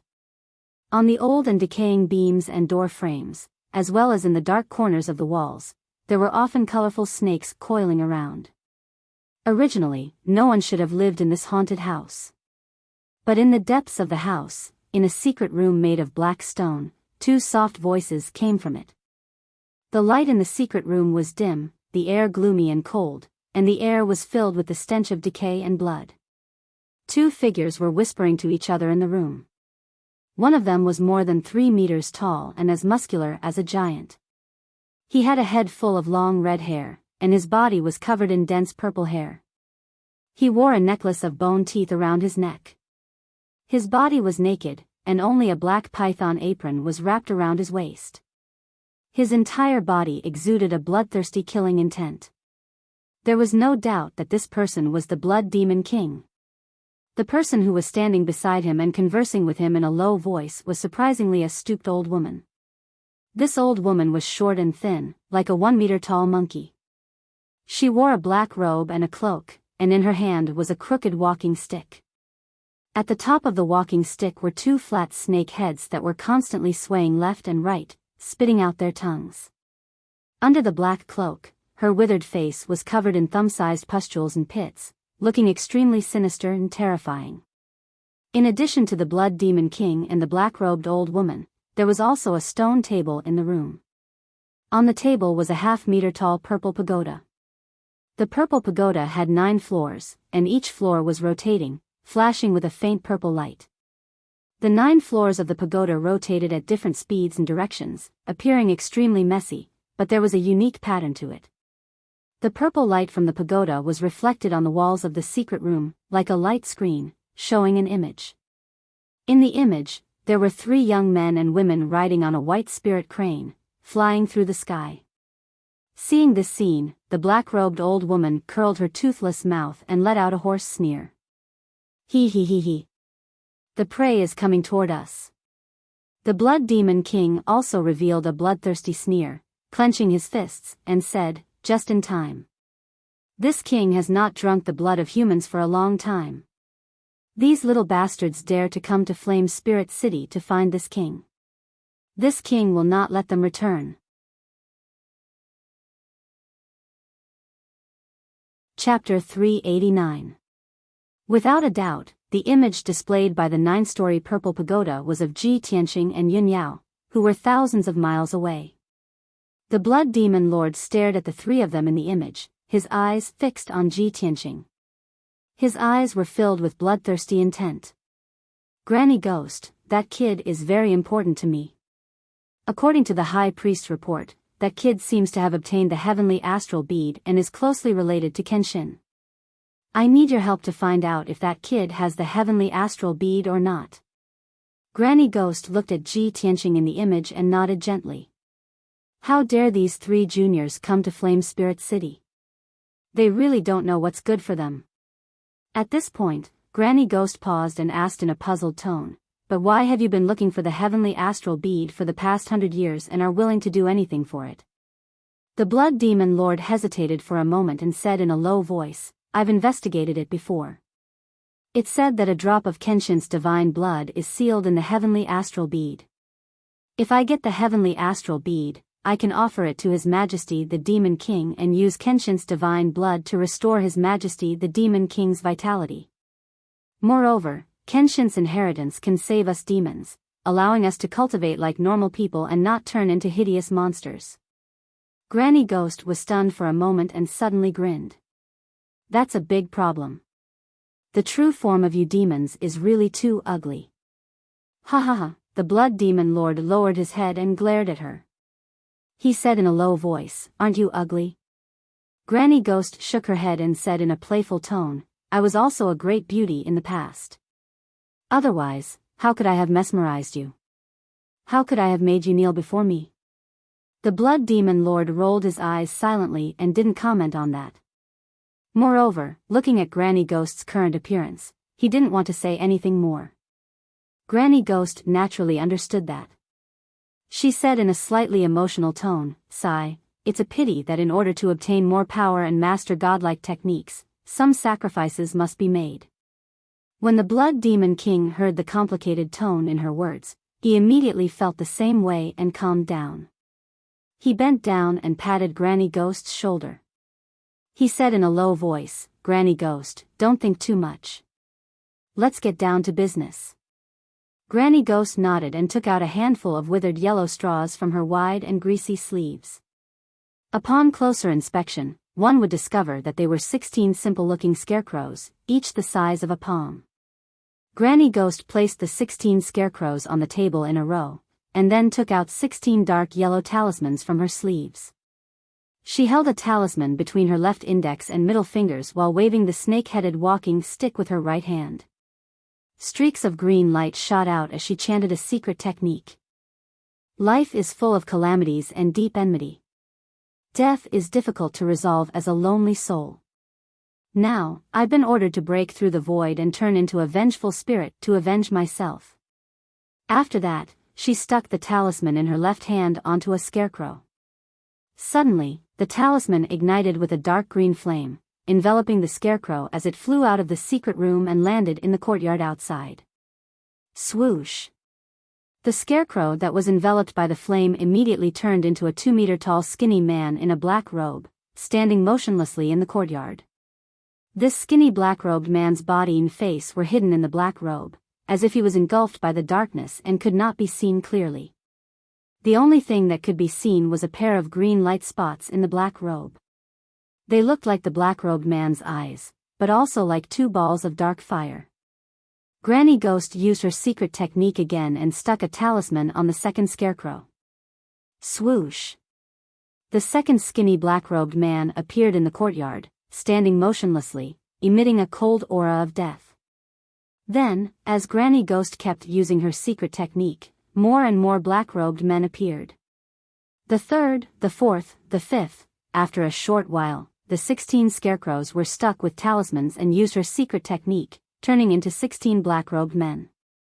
Granny Ghost used her left hand to cast a spell and shook the snake-headed walking stick with her right hand, as if she was giving some kind of order.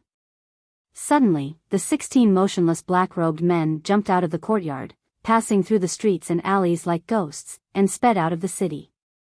After the 16 black-robed men left, Granny Ghost put away her shriveled left hand and said, "All right, let's wait here for the good news." The Blood Demon King witnessed the process of her casting and could not help but grin. "Granny Ghost, I haven't seen you for many years. Your soul curse secret technique is getting more and more exquisite." Granny Ghost chuckled and said with a dry voice, "Pa, it's just a small trick. Let's wait for a good show." It was dusk, and the sun had already set. Night was about to fall. The white crane spirit beast flew continuously for 10 hours and finally crossed more than 2,000 miles, arriving near Yanling City. The spirit crane was circling above a grassland in the dusky sky. Ji Tianxing, Yun Yao, and Long Yunxiao were standing on the back of the spirit crane, looking down at the grassland. Long Yunxiao raised his eyebrows and looked at Yun Yao in front of him.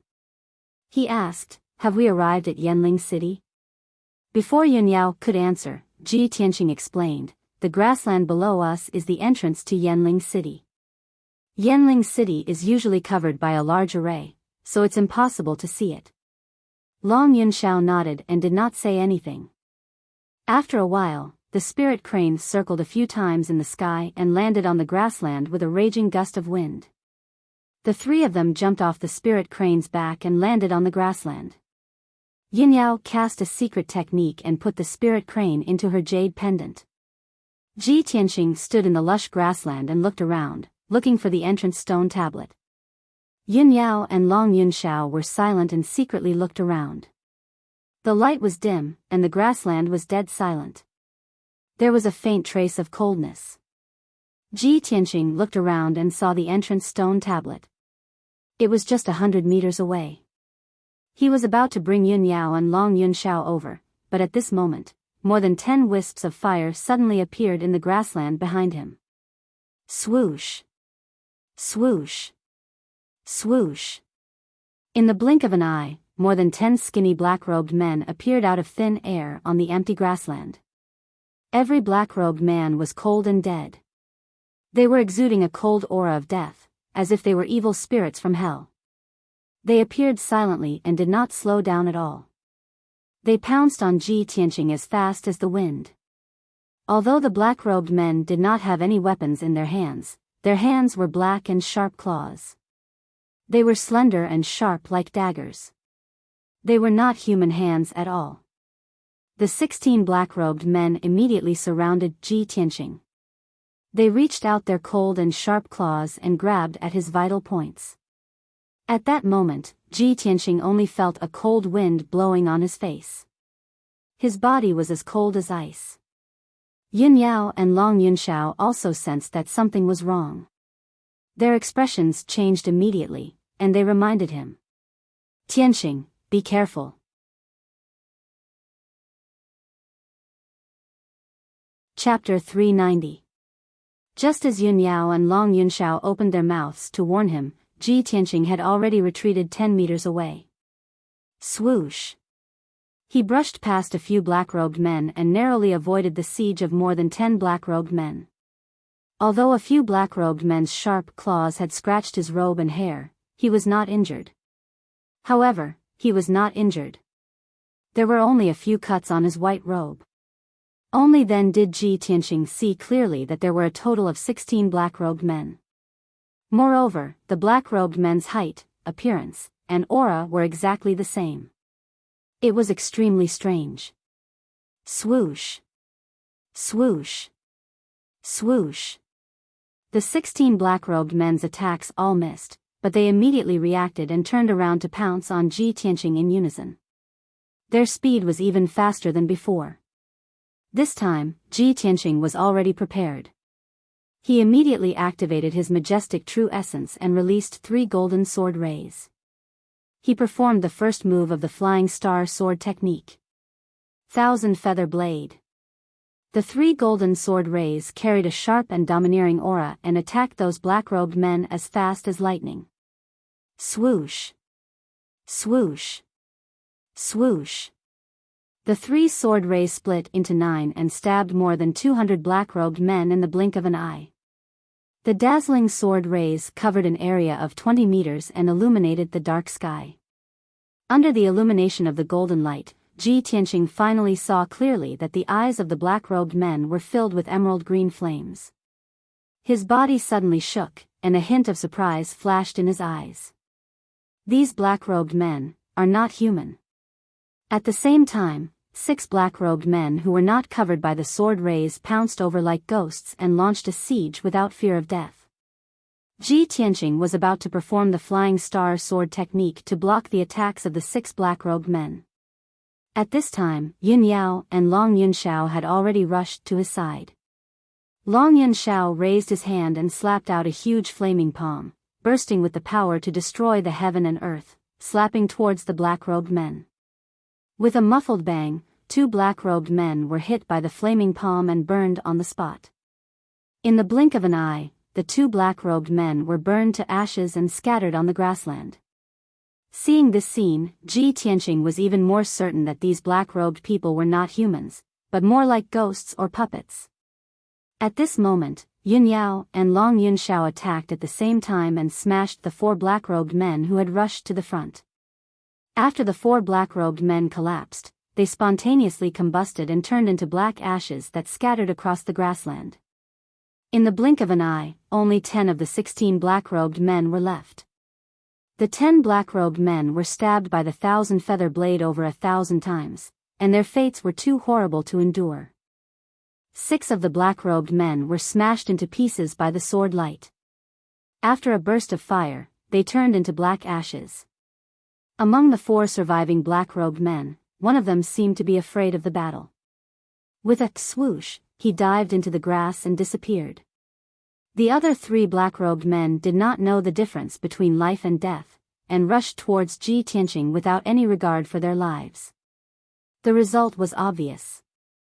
Ji Tianqing, Yun Yao, and Long Yunxiao casually attacked and smashed the 3 black-robed men into pieces and burned them to black ashes. 15 of the 16 black-robed men were destroyed, and only one of them escaped without a trace. Ji Tianqing and the others did not chase after him. They lowered their heads to examine the black ashes on the grass, hoping to find clues from them. After a while, Yun Yao spoke first. There's no need to investigate. The 16 black-robed men just now are not living people. Someone used some kind of secret technique to create puppets with wraiths. Ji Tianqing and Long Yunxiao revealed a look of understanding. I see. No wonder they were so ghastly. During the battle just now, Ji Tianqing used his spiritual consciousness to investigate the black-robed men's backgrounds. Unfortunately, he did not detect the black-robed men's strength and realm. He only detected the ghastly ghost Qi.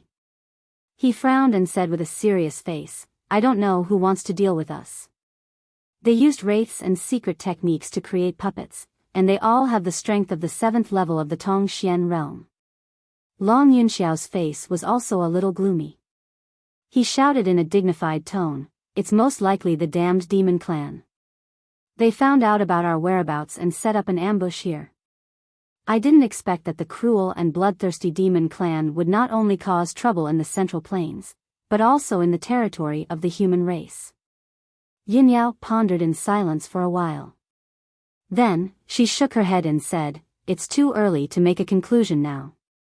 This kind of secret technique to create puppets with wraiths should be some kind of incantation. Not only the demon clan is proficient in it, but some evil sects and forces also know how to use it. Ji Tianqing nodded in agreement and said, Senior sister is right. This is a key clue. We can investigate from the people who are proficient in incantation. Yunyao also nodded and said, fortunately, there are very few people who are proficient in incantation. As long as we investigate with all our strength, it shouldn't be difficult to find the truth. Long Yunxiao could not help but feel a little jealous when he saw the two of them echoing each other and maintaining the same point of view. However, he did not show it. He quickly suppressed those distracting thoughts and focused his attention on the investigation and the mission to exterminate the demon clan. Not long after, night fell. Ji Tianqing hurriedly led Yun Yao and Long Yunxiao to the side of the black stone tablet in the grassland. He took out the atlas badge and placed it on the black stone tablet. Then, he silently injected his true essence. The stone tablet immediately lit up with a silver light and emitted a powerful formation fluctuation. Soon, Flame Spirit City's great protective formation was activated. The scene in front of the three of them changed. An ancient black city appeared out of thin air on the originally empty grassland. The enormous city gates were tightly shut. The three of them walked together toward Flame Spirit City's gates. At the same time, in the haunted house in the western district of Flame Spirit City. Whoosh! A skinny black-robed man suddenly emerged from the ground and appeared in the dark secret chamber. Granny Ghost and the Blood Demon King had been waiting quietly in the secret chamber. When he suddenly saw the black-robed man appear, the Blood Demon King's eyes immediately revealed a strong sense of anticipation.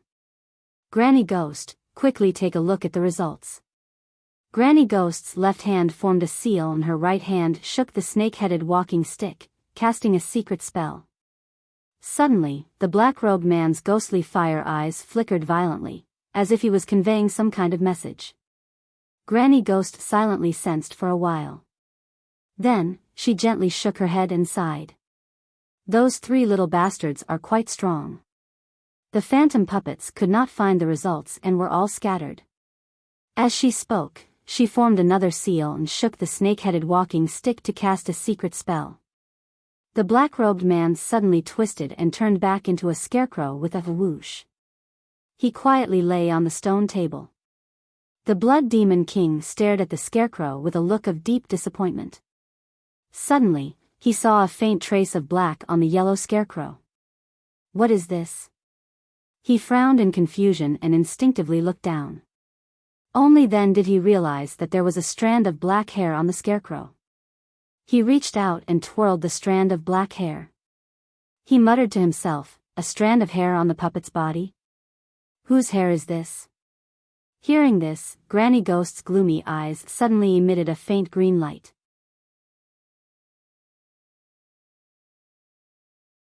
Chapter 391. The Blood Demon Lord was a little disappointed. But when he heard Granny Ghost's words, hope rekindled in his heart. Granny Ghost, do you have any ideas? Granny Ghost grinned and sneered. Hee hee, leave it to me. Then, she took the strand of hair and placed it on the 9-story purple pagoda. She made a hand seal with her left hand and shot out wisps of green light into the 9 Souls demonic pagoda. The demonic pagoda immediately sped up and emitted purple flames. The strange purple flames wrapped around the strand of hair and kept burning. Then, a surprising scene appeared. The seemingly weak strand of hair was not burned by the purple flames and was still intact. Moreover, the black hair danced in the purple flames, and its color gradually changed. After a few breaths, the black hair turned golden and emitted a faint golden light. Granny Ghost sneered and said in a low voice, "This strand of hair is very strange. It must have been nourished by a very powerful bloodline. That kind of powerful bloodline is not something that an ordinary human can have." When the Blood Demon Lord heard her words and felt the faint special aura in the hair, his expression changed immediately. The hair did not melt in the fire? Such a miraculous power, I think only the Sword God bloodline can achieve. This strand of hair must belong to Ji Tianqing. He must have fused with the Kenshin blood in the heavenly star bead to have such a powerful bloodline.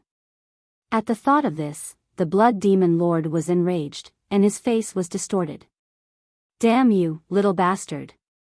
He actually got the Kenshin blood. I must catch him, devour his body and all his blood, and take back the Kenshin bloodline. The blood demon lord clenched his fists, and his eyes were filled with bloodthirst. Ji Tianxing, Yun Yao, and Long Yunxiao were walking on a street in Yanling City. It was the time to light the lanterns, and the streets were all lit up. There were very few people on the streets, and only some restaurants and gambling houses were bustling with activity, making it seem lively and clamorous. Ji Tianxing and the other two seemed to be aimlessly walking around the streets and alleys, observing the city's environment.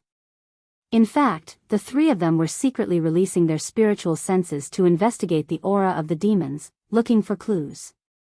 Yun Yao's heavenly spirit's sacred body was very sensitive to the auras of different races. Long Yunxiao also had a treasure that could detect the auras of the devil clan. Even so, after searching for 2 hours, the three of them were still unable to find any clues about the whereabouts of the demon race. Yun Yao and Long Yunxiao both sensed that the aura in this spirit flame city was extremely chaotic, and some areas were extremely filthy. Trying to find the hidden demons in Spirit Flame City was no different from finding a needle in a haystack. Seeing that it was already late into the night, Flame Spirit City gradually quieted down. Ji Tianxing and the other two had no choice but to temporarily stop their search. At the end of a street, under a dim tree, the three of them discussed their next plan in low voices. Long Yunxiao frowned and said, "We can't keep searching like this. Although this Spirit Flame City is not big, there are all sorts of people here, and the auras of different races are chaotic. The demons hiding in the city are very strong. Their whereabouts and auras are very well hidden. It will be very difficult to find them in a short time." Yin Yao nodded slightly and looked at Ji Tianxing. She asked, "We can't keep searching like this. We must use the curse technique as a clue and start investigating. Junior brother Tianxing, you've been to Spirit Flame City before. Do you know where we can ask for information?" Ji Tianxing answered truthfully, "There's a place in the city called the Octagon Tower.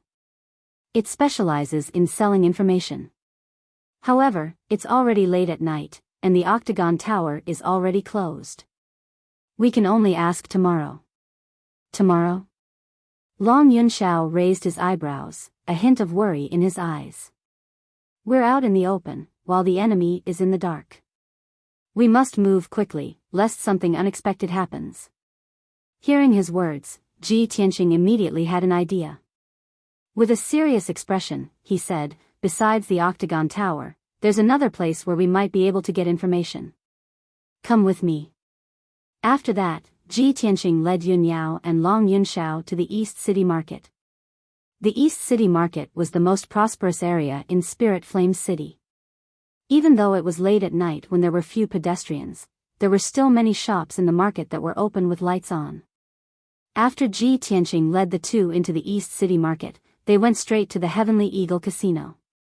The magnificent Heavenly Eagle Casino was as brightly lit as always. Countless gamblers were having a good time, and there was a constant buzz of noise. As soon as the three of them entered the main hall of the casino, a middle-aged man in black came to greet them. Ji Tianxing remembered that this person's surname was Tian.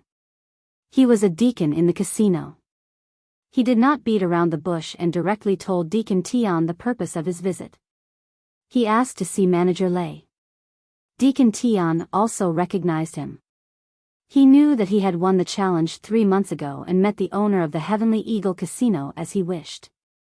He had also made a fortune for the Heavenly Eagle Casino. Therefore, Deacon Tian nodded and agreed without hesitation. However, Deacon Tian only allowed him to meet Manager Lei alone. Yin Yao and Long Yunxiao had to wait in the lounge. 15 minutes later, Ji Tianxing was led by Deacon Tian to a palace in the depths of the casino to meet Manager Lei Qianjun. They had not seen each other for several months. When Lei Qianjun saw him, he could not help but be stunned for a moment. Then, he greeted him with a hearty laugh. "Little brother, we haven't seen each other for 3 months. Your cultivation has improved and your strength has increased tremendously. Congratulations." Ji Tianxing also cupped his hands and said with a smile, "Manager Lei, I trust you have been well since we last met."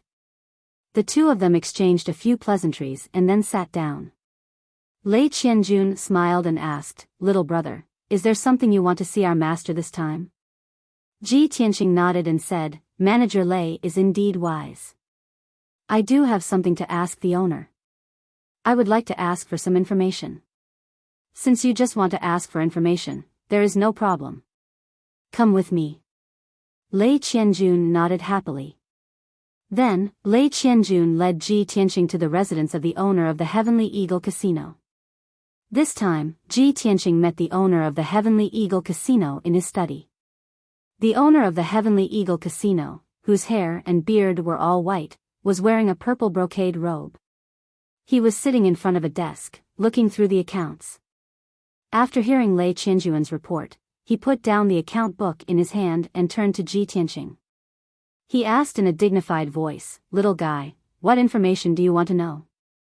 Ji Tianqing cupped his hands and said calmly, "Owner, would like to ask if you know anyone in the city who is proficient in incantation arts?" "Incantation arts?" The owner of the Heavenly Eagle Casino frowned as a light flashed in his eyes. He glanced at Lei Qianjun and ordered in a deep voice, "Manager Lei, you can leave for now. Guard outside the study and don't let anyone come near." Manager Lei bowed and left the study, closing the door behind him.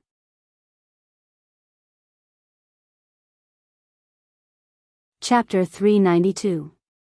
Only Ji Tianqing and the owner of the Heavenly Eagle District were left in the study. The owner of the Heavenly Eagle District frowned at Ji Tianqing and asked in a low voice, "Little fellow, why did you suddenly ask about curses? Did you run into some trouble?" "That's right." Ji Tianqing did not hide anything and explained, "My friend and I were attacked by a group of black-robed men outside Spirit Flame City. Those black-robed men were not humans but puppets formed from vengeful spirits and curses." Hearing this, the owner of the Heavenly Eagle District's brows knitted tightly together and a bright light flashed in his eyes. He was silent for a moment and looked at Ji Tianqing seriously. He asked in a low voice, "Little fellow, do you know that vengeful spirits and curses are taboo in Spirit Flame City? If I tell you that you might lose your life if you continue investigating, will you still investigate this matter?" Seeing the owner of the Heavenly Eagle District's reaction, Ji Tianqing understood that the person who used the cursed puppets to attack him must be very powerful and made the owner of the Heavenly Eagle District fearful. However, he still nodded without hesitation and said, "I will." The owner of the Heavenly Eagle District looked at him deeply and his lips curled into a playful smile. Little fellow, you're getting more and more interesting. Since you're not afraid of death, I'll give you a clue. As for whether you can investigate thoroughly and whether you'll lose your life because of this, it has nothing to do with me." Ji Tianqing nodded slightly and said, "Thank you, owner, for granting my wish." The owner of the Heavenly Eagle District raised his brows and said in a low voice, "There are 4 districts in Spirit Flame City, East, South, West, and North. My East District and the North and South Districts of the other 2 overlords are more prosperous and prosperous. There will definitely not be any demons and monsters hiding there. Alright, that's all I have to say. I have nothing else to say." With that, the owner of the Heavenly Eagle District waved his hand, indicating that Ji Tianqing could leave. Ji Tianqing memorized the owner's words and understood his meaning after pondering for a moment. "Thank you for your advice, owner. I'll take my leave now." Ji Tianqing bowed to the owner of the Heavenly Eagle Workshop and left the study. Director Lei personally sent him off and only parted ways at the entrance of the gambling house. The owner of the Heavenly Eagle Workshop was still seated in front of the table. He frowned and pondered for a moment before muttering to himself. "This kid has a connection with the ghost realm of the West City. I'm afraid there will be a good show to watch soon." At the same time, Ji Tianqing left Sky Eagle Casino with Yun Yao and Long Yun Xiao. The 3 of them walked on the dark and deserted street. Seeing that there was no one around, Long Yun Xiao asked, "Ji Tianqing, have you heard anything useful?" "Yes." Ji Tianqing nodded and said solemnly, "Let's go to the West District and start the investigation there." Long Yun Xiao didn't ask for the specific reason and followed Ji Tianqing to the West District. An hour later, the three of them had traversed more than half of Spirit Flame City and arrived at the Western District. It was already the middle of the night. The entire Spirit Flame City was silent and had fallen into a deep sleep. The three of them had just entered the West District and they realized that something was wrong. The three of them stopped at the entrance of an old and dirty street and looked around with solemn expressions. Under the dim night sky, the entire street was as dark as ink. Not a single light could be seen. Although there were rows upon rows of houses and buildings within a few hundred meters in all directions, they were all dilapidated. Moreover, there were no lights or signs of human habitation in those old and dilapidated houses. They were filled with a cold and deathly stillness. Yao frowned and said in a low voice, "This area is like a ghost town. It's filled with a cold and deathly aura and a strong demonic aura." Long Yunxiao nodded solemnly and said, "Since Yao can sense a strong demonic aura, this should be the place." Ji Tianqing's sharp eyes observed the surroundings and reminded them in a low voice, "This place is very strange. Everyone should be careful." The three of them were on high alert as they walked forward. The rustling sound of their footsteps was extremely obvious in the deathly stillness of the night. Wherever the three of them passed, faint rustling sounds could be heard from the old houses and courtyards on both sides of the street. Ji Tianqing used his spirit sense to investigate and saw that many poisonous snakes, scorpions, centipedes, and all kinds of poisonous insects were crawling out of those pitch-black houses and courtyards. Not only that, but there were also some hazy white and black figures in some of the houses and courtyards. They were faintly discernible as they drifted through the houses and courtyards. If a timid person was in such a gloomy environment and saw such a terrifying scene, they would definitely be scared witless. 15 minutes later, the three of them walked along the old and dilapidated street and stopped at a crossroads. Old and pitch-black streets extended in all four directions of the crossroads.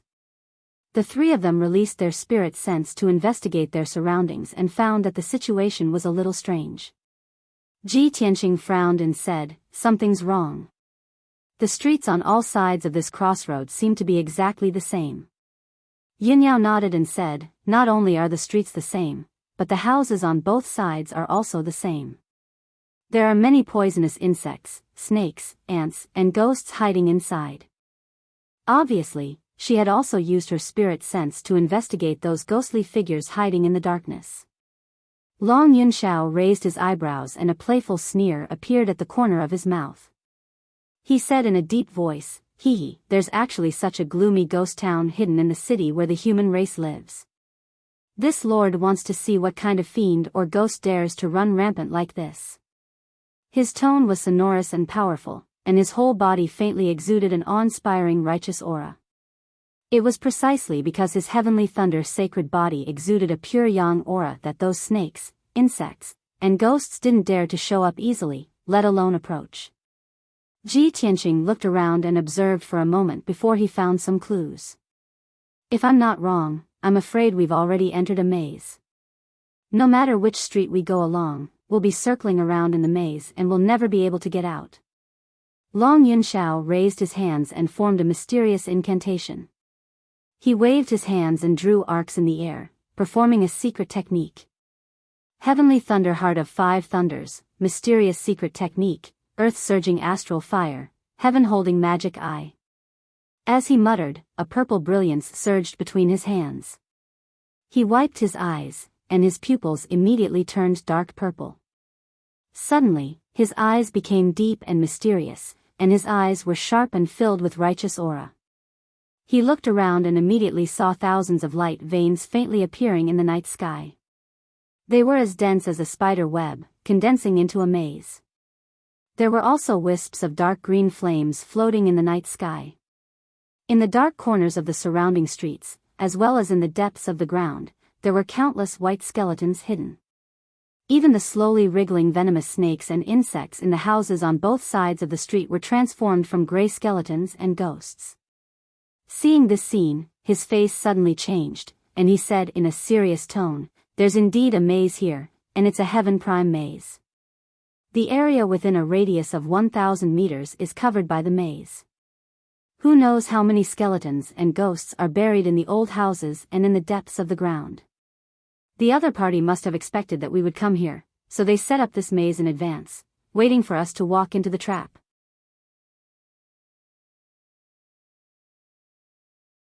Chapter 393. With Long Yunxiao's strength, realm, and status, he wouldn't care about normal dangers. For him to have such a serious expression and feel that it was very troublesome, it must be an extremely dangerous situation. Ji Tianxing and Yunyao both understood this. Their hearts also became heavy. Yunyao drew her cold moon sword. Her true essence was surging inside her body. She was on high alert, ready to launch a thunderous attack at any time. Ji Tianxing didn't have the black dragon sword, but he also activated the true essence inside his body and condensed a few rays of golden light in his palm. He was ready to release a powerful sword aura at any time. As for Long Yunxiao, he had already drawn a golden sword after observing the surroundings with his Dharma eyes. It was a heavenly origin grade divine weapon called the Nine-Cloud Sword. The hilt of the sword was shaped like a dragon's head. The 2-inch wide blade was flashing with faint electric arcs. The three of them stood at the center of the intersection with their backs to each other. They looked at the dark sky around them with sharp eyes. Suddenly, Long Yunxiao shouted, "Watch out, they're coming." As his voice faded, the sound of something breaking through the air came from the darkness around them. In the next moment, countless white figures appeared out of nowhere in the darkness. They flew across the night sky like a gust of wind and pounced on the three of them. Every white figure was wearing tattered white clothes. Their messy, long hair was loose. Their faces and feet couldn't be seen clearly. They didn't walk on the ground. They flew across the night sky like ghosts towards the three of them. Ji Tianxing saw clearly that these white ghosts didn't have feet or faces. They all had sharp claws that were as white as paper. They didn't have the slightest bit of vitality. They were emitting a cold aura of death. Swoosh, swoosh, swoosh. Countless white ghosts swarmed out from all directions and surrounded the intersection. Some of them flew out from the depths of the street, some of them dashed out from the dilapidated houses, and some of them crawled out from the ground. There were also some exceptionally tall ghosts that crawled out of the well. In just a few breaths, more than 100 white ghosts had pounced on Ji Tianxing and his companions. They waved their claws and attacked. Swish! Swish! The specter's pale claws and long, sharp black nails pierced through the air like swords and shrieked. The three of them were besieged by numerous white ghosts, and they did not hesitate to use their martial skills to launch a counterattack. Thousand Feather Blade. Ji Tianxing released 3 golden sword auras, which instantly split into 9 and enveloped an area of 20 meters in front of him. Swish! Swish! The night sky within a radius of 20 meters was illuminated by the dazzling golden light. This area was also filled with fierce and domineering sword light. As long as the ghosts were enveloped by the sword light, they were instantly torn into pieces and turned into pieces of white bones that scattered on the ground. Yunyao formed a sword seal with her left hand and held the cold moon treasured sword with her right hand. She waved her sword and slashed out 63 rays of cold light. The sword light formed 9 plum blossoms and attacked the dozen or so ghosts. Peng peng peng. After a series of muffled sounds, many of the ghosts were killed and turned into a pile of bones. Long Yunxiao's attack was the most domineering. Purple lightning constantly surged out of his left palm, and he struck out balls of lightning with his palm. As long as the white ghosts were hit by the balls of lightning, they would let out shrill screams and burst into purple flames on the spot before turning into black ashes. He waved the 9-cloud sword with his right hand and slashed out purple lightning arcs that covered an area of 20 meters. Many of the white ghosts that were hit by the purple lightning arcs would explode and be burned into black ashes by the pure yang qi. The three of them fought together and used all their strength to fend off the ghosts that pounced from all directions. They did not dare to relax at all. Although the combat strength of the white ghosts was only equivalent to a martial artist of the 7th or 8th level of the Tongxian realm, they were not flesh and blood. They were not made of flesh and blood. They were not afraid of death and could fly in the night sky. They came and went like the wind and were very fast. These white ghosts were very difficult to deal with, and there were so many of them that it was as if they could never be killed. 15 minutes later, Ji Tianqing and the other two had killed more than 1,000 white ghosts. The ground was filled with grayish-white bones that piled up to half a person's height. Until now, there were no more white ghosts that appeared in the surrounding night sky. Only 3 exceptionally large ghosts were left. They were still flying in the night sky and fighting with Ji Tianqing and the other two. Not only were these 3 ghosts enormous, their strength was also exceptionally strong. They were comparable to a 2nd or 3rd level origin core martial artist. Compared to ordinary ghosts, the most obvious difference was that they all had a ghastly pale and hideous face. 2 balls of dark green flames flickered in their empty eye sockets. After the 2 of them exchanged over 100 moves, Long Yunxiao was the first to finish off his opponent. He relied on the heavenly lightning sacred body's pure yang qi and was completely unafraid of the ghost's sharp claws and deathly cold attacks. He slapped the ghost's chest with his palm and sent it flying. Its entire body was ignited with purple lightning flames. Taking advantage of the time when the ghost screamed and fled, he waved the 9-cloud sword and slashed out a 10-meter-long purple lightning sword light. With a bang, the ghost was cut into pieces. In the blink of an eye, the 3-meter-tall ghost was burned into black ashes by the lightning flames and scattered on the ground. At this moment, Ji Tianqing and Yun Yao were still fighting with their opponents. Although their combat strength was slightly higher than the ghosts, they could only injure the ghosts. It was very difficult to quickly kill or destroy them. Moreover, the 2 ghosts were constantly striking out dark green flames and spitting out black deathly cold air. It was impossible to guard against. Ji Tianqing's left arm was burned by the dark green flames, and it was numb for a long time. His entire arm was unable to exert any strength. Fortunately, his bloodline strength was strong. After circulating his cultivation technique and recuperating for a moment, his left arm returned to normal. After Long Yunxiao finished off his opponent, he immediately went to help Yun Yao and killed the ghost in 3 to 5 moves. It was only at this moment that Ji Tianqing used Crimson Dragon Flash to completely kill the heavily injured ghost and turn it into bones that covered the ground. All the ghosts were killed and turned into white bones and black ashes that covered the ground. Ji Tianqing and Yun Yao heaved a sigh of relief and hurriedly circulated their cultivation techniques to regulate their breathing. The fierce battle just now had consumed a lot of their cultivation techniques. Long Yunxiao looked into the darkness and hurriedly reminded them, "We can't stay here for long. Let's leave this place quickly. Otherwise, more ghosts will attack us. Moreover, we have to investigate this formation as soon as possible and find a way to break it." Ji Tianqing and Yun Yao both understood this point and hurriedly followed him to the street in the south. The 3 figures quickly disappeared into the darkness. Not long after they left, the piles of bones on the ground at the crossroads strangely gathered together. With a kacha sound of friction, the millions of grayish-white bones actually condensed into a huge bone dragon that was emitting dark green flames all over its body. The skeleton bone dragon was more than 20 meters long and more than 10 meters tall. It had 2 skull dragon heads and a pair of dragon wings made of white bones. After it condensed and took shape, it twisted its body a few times and flapped its white bone wings, flying in the direction that Ji Tianqing and the others had left.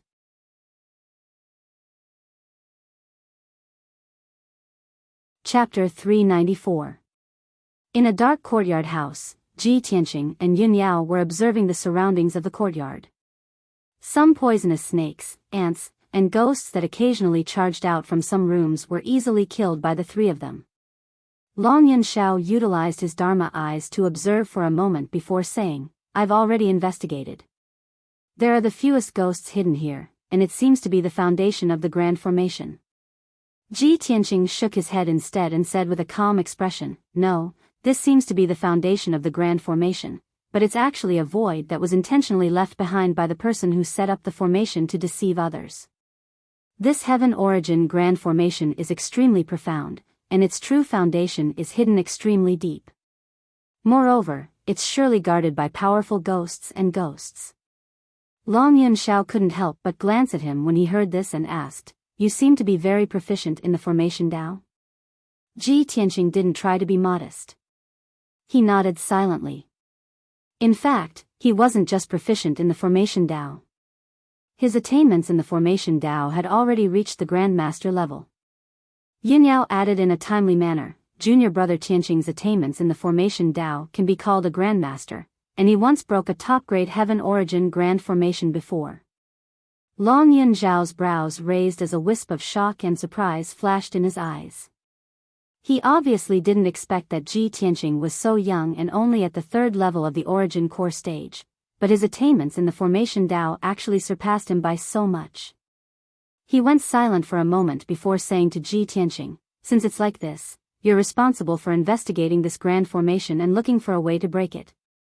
Ji Tianqing didn't have any objections and nodded.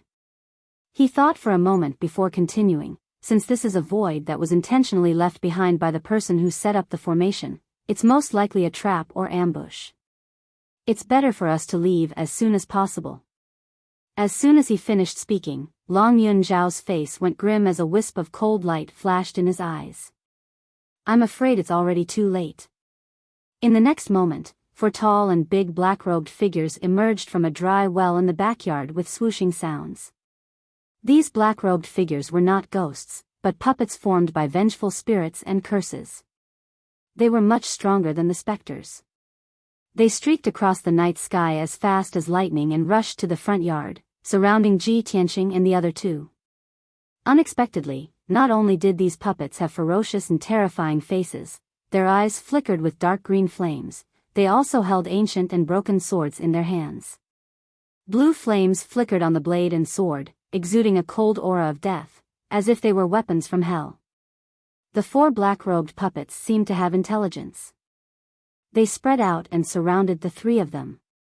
Their movements were uniform as they waved their swords and sabers, creating a sky full of blue flames. Swish! Swish! In an instant, the three of them were surrounded by blue flames, and the dark front yard was illuminated by the flames. "Be careful!" Long Yunxiao bellowed and took the lead in wielding the nine-cloud sword. He used the power of the heavenly thunder sacred body to launch a counterattack. His left palm shot out a fist-sized ball of purple lightning, while his right hand swung the sword, sending out purple lightning bolts that filled the sky. His entire body was bursting with a powerful pure yang energy. Instantly, violent gales blew within the front yard and swept out in all directions. Boom! A ball of purple lightning struck the black-robed puppet, blasting open a large hole in its chest, and its black robe was ignited with lightning flames. The ball of lightning descended into the corner of the courtyard, instantly collapsing half of the courtyard wall and blasting open an enormous deep pit on the ground, causing dust and dirt to spray out into the sky. The black-robed puppet suffered a heavy injury, yet it seemed as if it didn't notice in the slightest, and it pounced towards Long Yunxiao without any regard for its life. Long Yunxiao hurriedly swung the nine-cloud sword, instantly slashing out 19 violet lightning sword lights before blasting the black-robed puppet flying, and half of its body was broken. But even then, the black-robed puppet still didn't know pain, and it fearlessly pounced over once more. Long Yunxiao's brows knit tightly when he saw this scene, and his mood became even heavier. "Both of you be careful. The strength of these four black-robed puppets is comparable to a 7th-level Origin Core stage expert, and they're extremely difficult to deal with." Ji Tianqing and Yunyao's faces went grim, and their gazes became even more serious. The battle earlier had caused them to consume a great deal of true essence. With their current strength, it was utterly impossible for them to defeat a 7th-level Origin Core stage expert.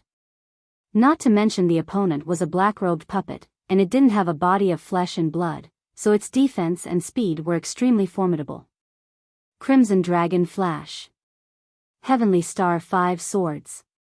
Ji Tianqing released a 10-meter-long flaming sword light that fiercely charged towards a black-robed puppet with the might to pierce through everything. The black-robed puppet wasn't able to dodge in time and was struck by the Crimson Dragon Flash on the spot. Boom! Amidst a muffled bang, the black-robed puppet was blasted flying by the sword light. The black robe on its body burned with crimson-red flames, half of its arm was blasted into pieces, and a large hole was pierced open on its chest. But a large expanse of dark blue soul flames gushed out from its hands, and it instantly annihilated the crimson-red flames.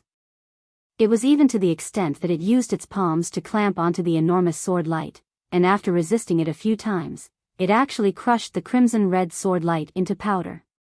Violent shock waves mixed with flames spread out towards the surroundings, and it blasted the surrounding houses to the point of collapsing and shattering, transforming them into rubble that covered the ground. Yin Yao's situation was practically the same as well. She swung the Frost Moon sword and slashed out 5 enormous sword lights, and it merely injured a black-robed puppet before being crushed by another black-robed puppet. The 3 of them resisted the attacks of the 4 black-robed puppets with all their strength, and they instantly felt as if they'd fallen into a quagmire and were unable to escape. 2 black-robed puppets entangled Long Yunxiao, whereas the other 2 black-robed puppets fiercely attacked Ji Tianqing and Yun Yao, and they were beaten to the point of retreating repeatedly. The 3 of them were quickly forced to separate, and their situation became more and more dangerous. Along with the battle becoming more and more intense, the dazzling brilliance of true essence illuminated the night sky, and muffled bangs sounded out without end as the violent shock waves destroyed the house to the point of shattering. Ji Tianqing and Yun Yao fought with the black-robed puppets for 100 breaths of time, and they were both injured. Yun Yao was hit by a gust of black deathly cold energy, and she was sent flying a dozen meters away, falling into the rubble with blood flowing out of the corner of her mouth. Before she could escape from the rubble, a black-robed puppet had already pounced on her, and it slashed out a dozen dark blue sword lights, which enveloped the space above her head. She was about to be hit by the dark blue sword lights, and even if she didn't die, she would be seriously injured. At this moment, Long Yunxiao turned into a purple lightning and rushed over from the side, blocking in front of Yun Yao. He swung his sword with all his strength, and the sword lights filled the sky, destroying the dozens of dark blue sword lights, and saving Yun Yao in time. Meanwhile, Ji Tianqing and a black-robed puppet were fighting in the backyard. He was hit in the back by the black-robed puppet, and his whole body was enveloped by the dark blue soul fire, and he was ruthlessly smashed into a house, smashing several walls into pieces. Fortunately, when he was hit by the black-robed puppet's broken sword, a golden light shone on his back, and a golden battle robe appeared. The golden battle robe blocked the power of the slash, and he was unharmed. However, he fell into the rubble, and his body was buried by the rubble. His whole body seemed to be frozen, and he couldn't move. The eerie blue soul fire not only froze his fleshly body, but also nearly froze his soul, causing his consciousness to become muddled and blurry. At the moment of life and death, the Kenshin bloodline exploded with dazzling golden light, releasing a vast and mighty power that rushed through his body. When the dark blue soul fire met the Kenshin bloodline power, it was like ice meeting the sun, melting and disappearing instantly. In the blink of an eye, Ji Tianqing returned to normal, and hurriedly climbed out of the rubble. He was looking around for the black-robed puppet, and then he saw an enormous bone dragon standing in the rubble in front of him. It was a bone dragon with 2 dragon heads and a pair of bone wings. Its 4 eyes were dark blue soul fire, and its body was surrounded by dark green flames, giving off an extremely powerful aura. It looked down at Ji Tianqing from above, as if it was an evil spirit dragon that had walked out of hell.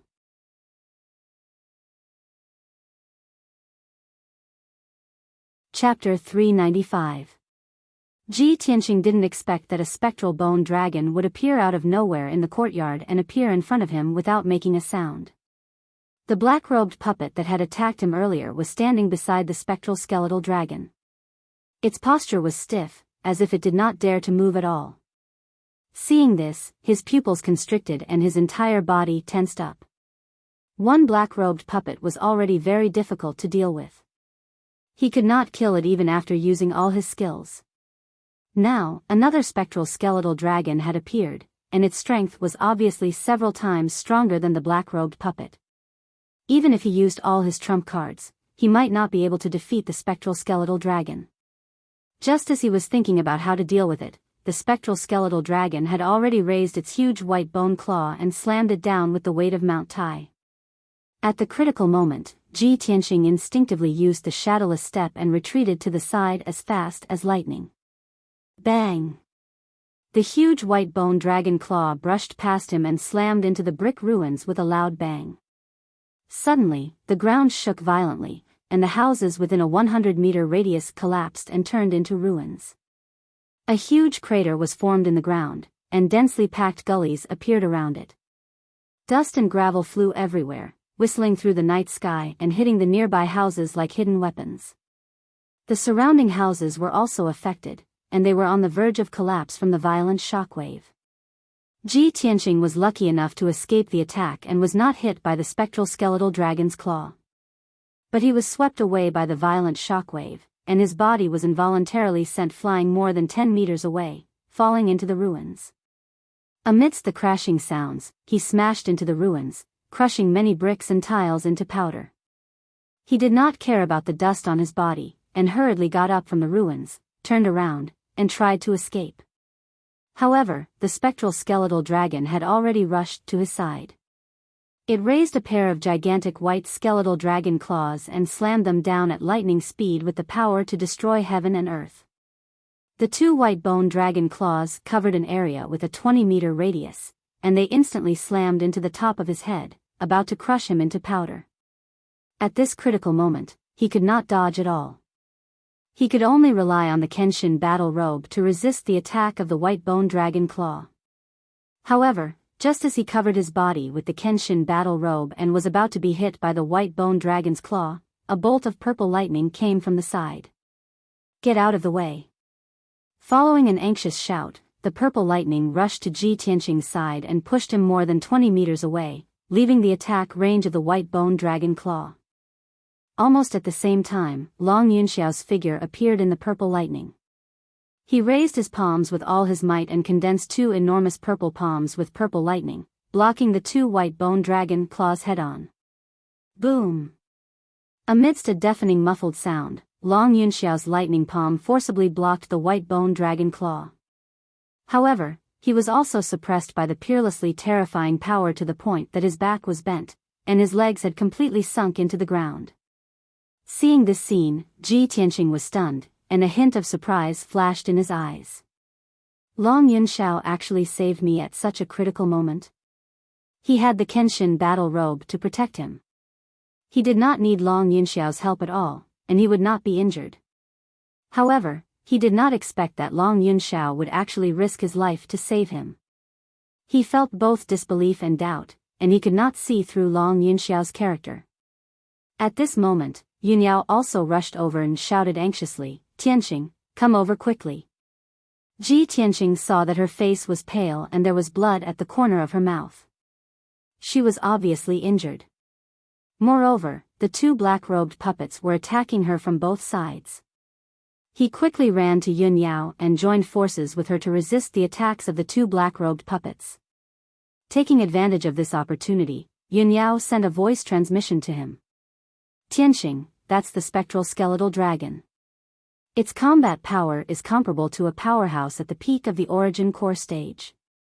Only Long Yunxiao can deal with it." As Ji Tianqing fought with the black-robed puppets, he did not forget to look back at the spectral skeletal dragon and Long Yunxiao. He saw that Long Yunxiao was holding up the giant lightning palms, supporting the spectral skeletal dragon's giant claws. Dazzling lightning burst out from his body as he unleashed 120% of his power. He actually managed to push the spectral skeletal dragon back dozens of meters. Then, he held the nine-cloud sword with both hands and jumped 100 meters into the air. He slashed down a 100-meter-long purple lightning sword ray. 10,000 thunderbolts. The huge spectral skeletal dragon did not have time to dodge and was hit by the huge lightning sword ray. One of its wings was cut off, and countless bones flew out. Kaboom! Amidst the deafening noise, the 100-meter-long lightning sword ray slashed the ground. A 100-meter-long gully was formed on the ground, and countless cracks spread out in all directions. The dozens of houses nearby were all destroyed and turned into ruins by the violent shock wave. Obviously, Long Yunxiao was enraged and unleashed all his power. Before the spectral skeletal dragon could counterattack, he swung his sword and slashed out 3 lightning bolts that could split the sky and earth apart. The spectral skeletal dragon also raised its 2 dragon heads and spewed out blue soul fire that covered an area of 100 meters. Long Yunxiao and the spectral skeletal dragon engaged in a fierce battle that shook the sky and earth. The surrounding houses were all turned into ruins. Seeing that Long Yunxiao was not at a disadvantage, Ji Tianqing retracted his gaze and focused on the black-robed puppets. He unleashed all his power and unleashed his trump card to fight with the black-robed puppets. Water split. Mountain river smash. The 10-meter-long golden sword ray carried the power to destroy everything. It shattered the black-robed puppets into pieces and created many gullies on the ground. Yunyao also wielded the cold moon sword coldly and unleashed her trump card. Moonlight splendor. River of stars. The cold moon sword in her hand turned into a 10-meter-long moonlight sword ray and slashed at the black-robed puppets. The 2 of them worked together and cooperated well. It only took them 100 breaths to kill the 2 black-robed puppets. The 2 black-robed puppets completely collapsed and turned into pieces of bones on the ground. After dealing with the 2 black-robed puppets, the 2 of them didn't stop to rest. They hurried to help Long Yunxiao. Long Yunxiao had already beaten the spectral bone dragon until it was riddled with wounds. Its enormous body was badly damaged, and many holes had appeared. The 3 of them worked together to besiege the spectral skeletal dragon. They unleashed their strongest attacks and used all their power. 15 minutes later, the 3 of them finally shattered the spectral skeletal dragon and turned it into countless pieces of white bones. Of course, the houses and streets within 1,000 meters were also destroyed by the aftermath of the battle and turned into ruins. The battle was finally over. The 3 of them were temporarily out of danger. Ji Tianqing endured his exhaustion and weakness and searched carefully in the ruins. Finally, he found a formation base. The formation base was hidden deep underground, at the bottom of a dry well. It was a gloomy and cold cave. There was no danger in the stone cave. The 3 of them entered the stone cave and Ji Tianqing set up a defensive formation in the cave.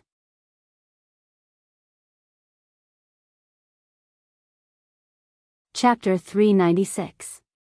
Time quietly passed in the dark, cold cave. Ji Tianqing, Yunyao, and Long Yunxiao all sat cross-legged on the ground, silently circulating and adjusting their breathing. 8 hours passed, and it was the morning of the 2nd day.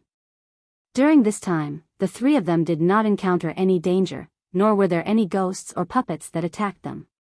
Long Yunxiao's strength was the strongest, and he was not injured.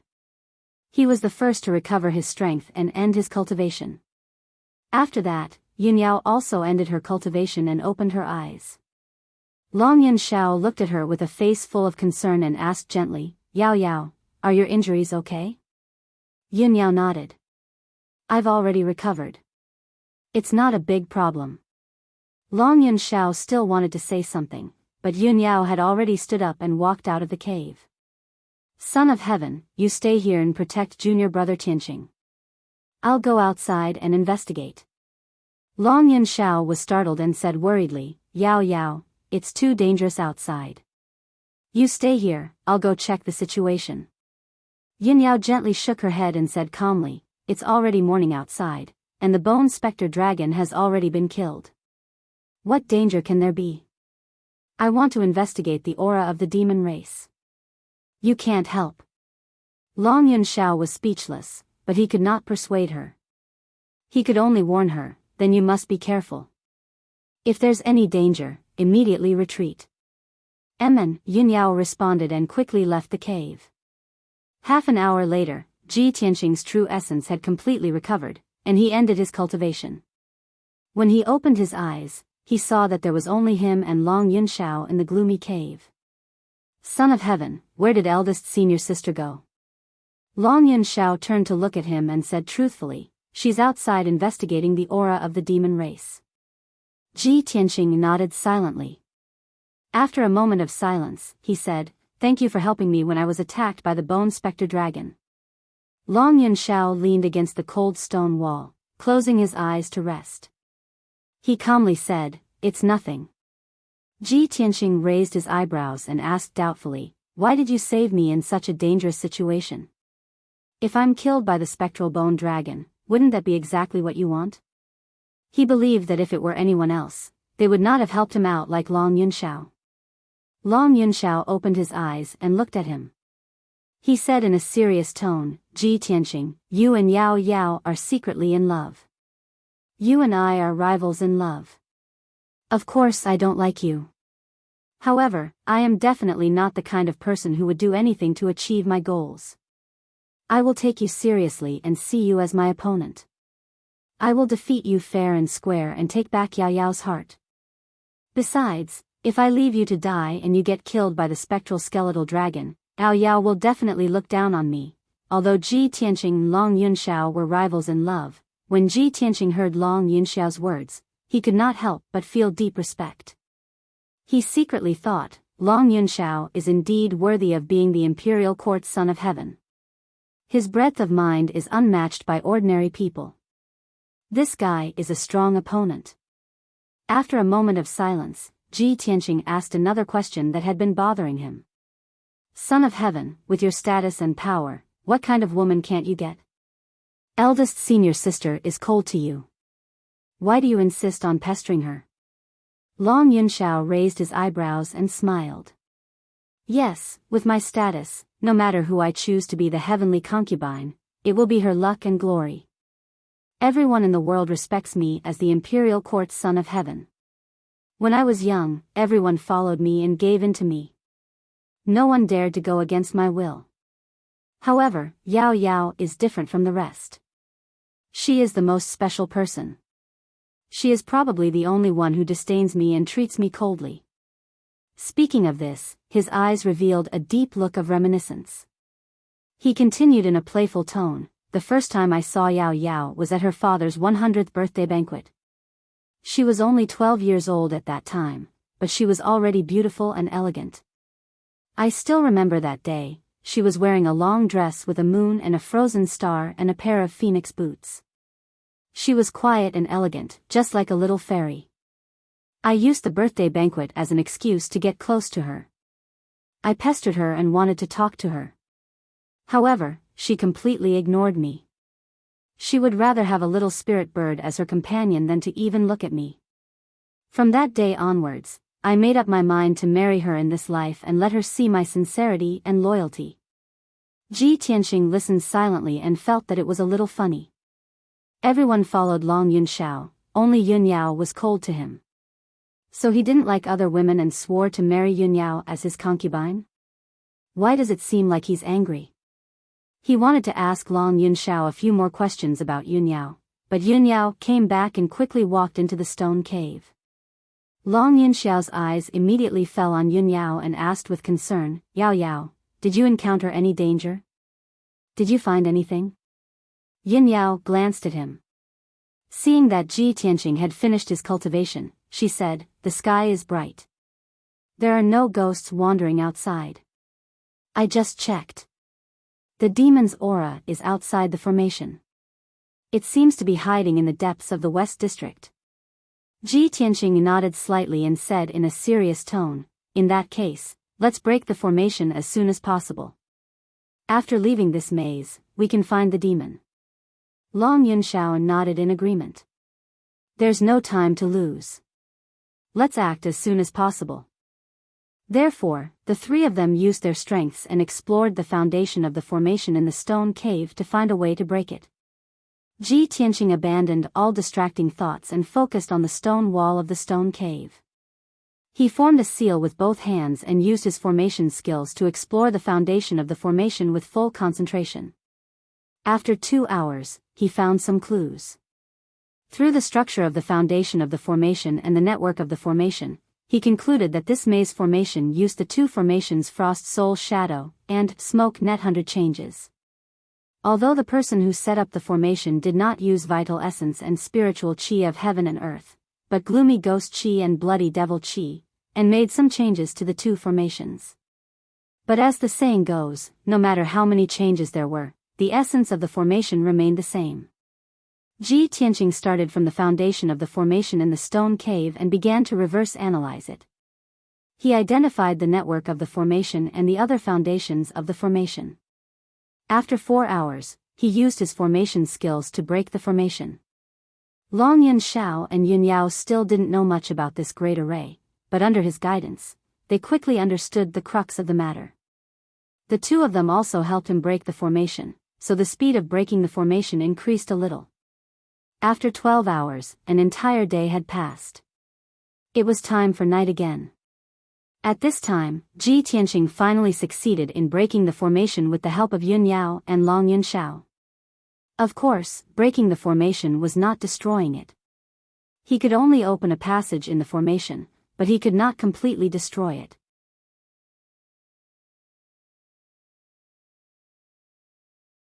Chapter 397. Under the dim curtain of night, Ji Tianqing and the other two left the formation and returned to an old street. There were no stars in the night sky. There was only a crescent moon shining with a weak moonlight. The strange thing was that the moonlight had a hint of dark red. The street was very old. There were many cracks in the ground. Everywhere was covered with dust and fallen leaves. Piles of rotten debris were piled up. The houses on both sides were also dilapidated. Everywhere was covered with dust and spider webs. Countless poisonous snakes, scorpions, and insects were hidden. The air was filled with the aura of decay and death. The three of them used their spiritual senses to investigate. There was no aura of living people within 1,000 meters. At this time, Yun Yao looked at the end of the street and said in a grave tone, "I found it. The source of the devil energy is there." Ji Tianqing and Long Yun Xiao followed her gaze and vaguely saw an old house at the end of the street. In the darkness, a faint yellow light was faintly revealed in the house. "Let's go and take a look." Long Yun Xiao clenched his 9-cloud sword and took the lead to walk towards the end of the street. His tone and eyes contained a hint of expectation, revealing a strong fighting spirit. Ji Tianqing and Yun Yao followed closely behind. They were full of vigilance and vigilance. Rustle, rustle, rustle, the three of them stepped on the dust and fallen leaves on the ground, making a slight sound. It was very obvious in the silent night. Before long, the three of them arrived at the end of the street and stopped in front of the house's gate. The dilapidated house occupied an area of at least 1,000 meters. There were several courtyards. The vermilion gate with peeling paint was tightly shut. The two huge lion head knockers were also suffused with dark green rust. 2 vermilion black lanterns were hung on both sides of the gate. It was unknown how much dust and spider webs and mud had accumulated on them. A dark brown plaque hung on the lintel, half of it drooping in front of the gate.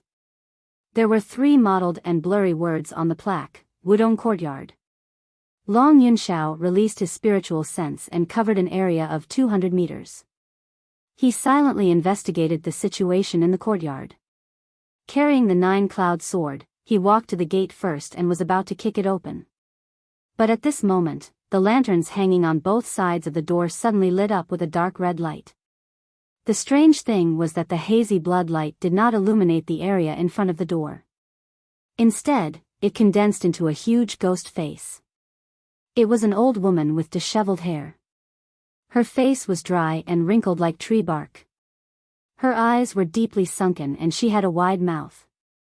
She looked at Long Yun Xiao and grinned, revealing a strange and sinister smile. "Keek keek. You 3 little fellows, this old one has been waiting for you for a long time." The ghost-faced old woman's voice was hoarse as she let out a cold laugh. However, this was not a voice that spoke.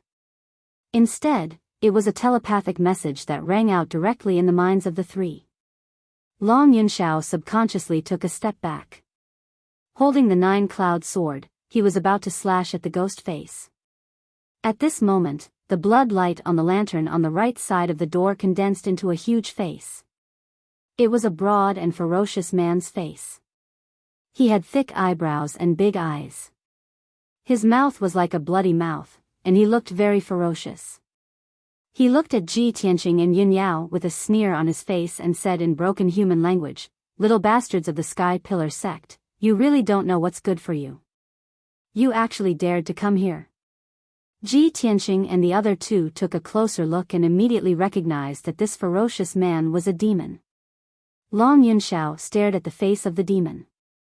After a moment of careful observation, he frowned and his expression became serious.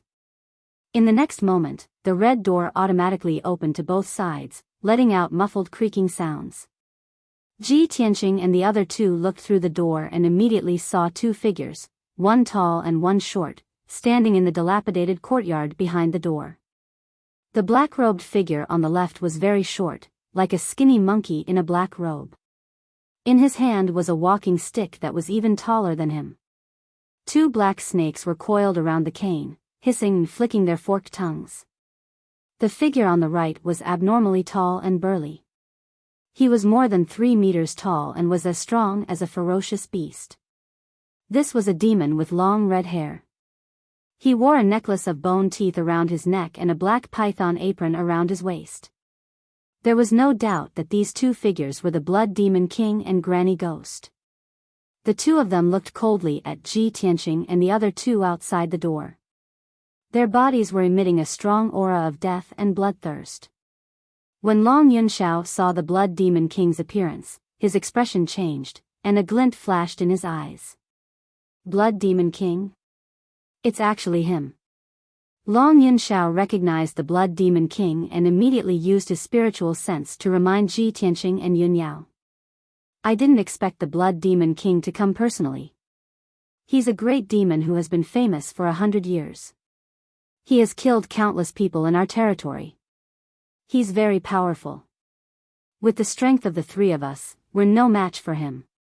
Long Yunxiao didn't expect that the demon hiding in Yanling City was the Blood Demon King.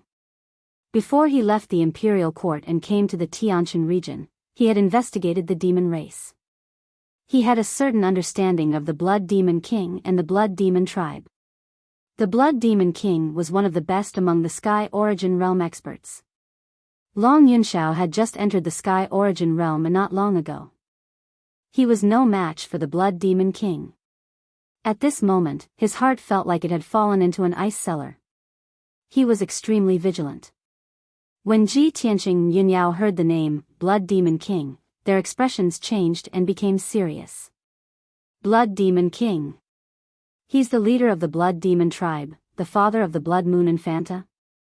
For the past 100 years, the demon race has been wreaking havoc in the Tianshan region and Yangon region. They have killed countless human warriors under the orders of the Blood Demon King. He's the real Demon King, a cruel and bloodthirsty executioner. When the Blood Demon King saw the reaction of Ji Tianqing and the other two, he immediately grinned. He, little guys, don't you think it's too late to be afraid and regretful now? Tonight, I'll use your blood and souls as a sacrifice to teach the Sky Pillar sect a painful lesson. As soon as he finished speaking, he waved his hand and sent out a huge ball of blood light that enveloped the three of them. Swoosh! The dark red blood light that was so dense that it couldn't be dispersed turned into a blood net that covered the sky and the sun. It covered an area of 30 meters and covered the three of them. Invisible changes immediately occurred around Ji Tianqing and the other two. The night silently twisted, and the air seemed to have solidified. It was like a pool of mud that trapped the three of them and made it difficult for them to move. Get out of the way. Danger. Long Yunxiao and Ji Tianqing warned almost at the same time. They wanted to pull Yun Yao and escape to the sides. However, Ji Tianqing and Yun Yao were weaker. They had to put in a lot of effort for every step they took. Swoosh! Long Yunxiao could still move freely and was about to escape from the blood net's range.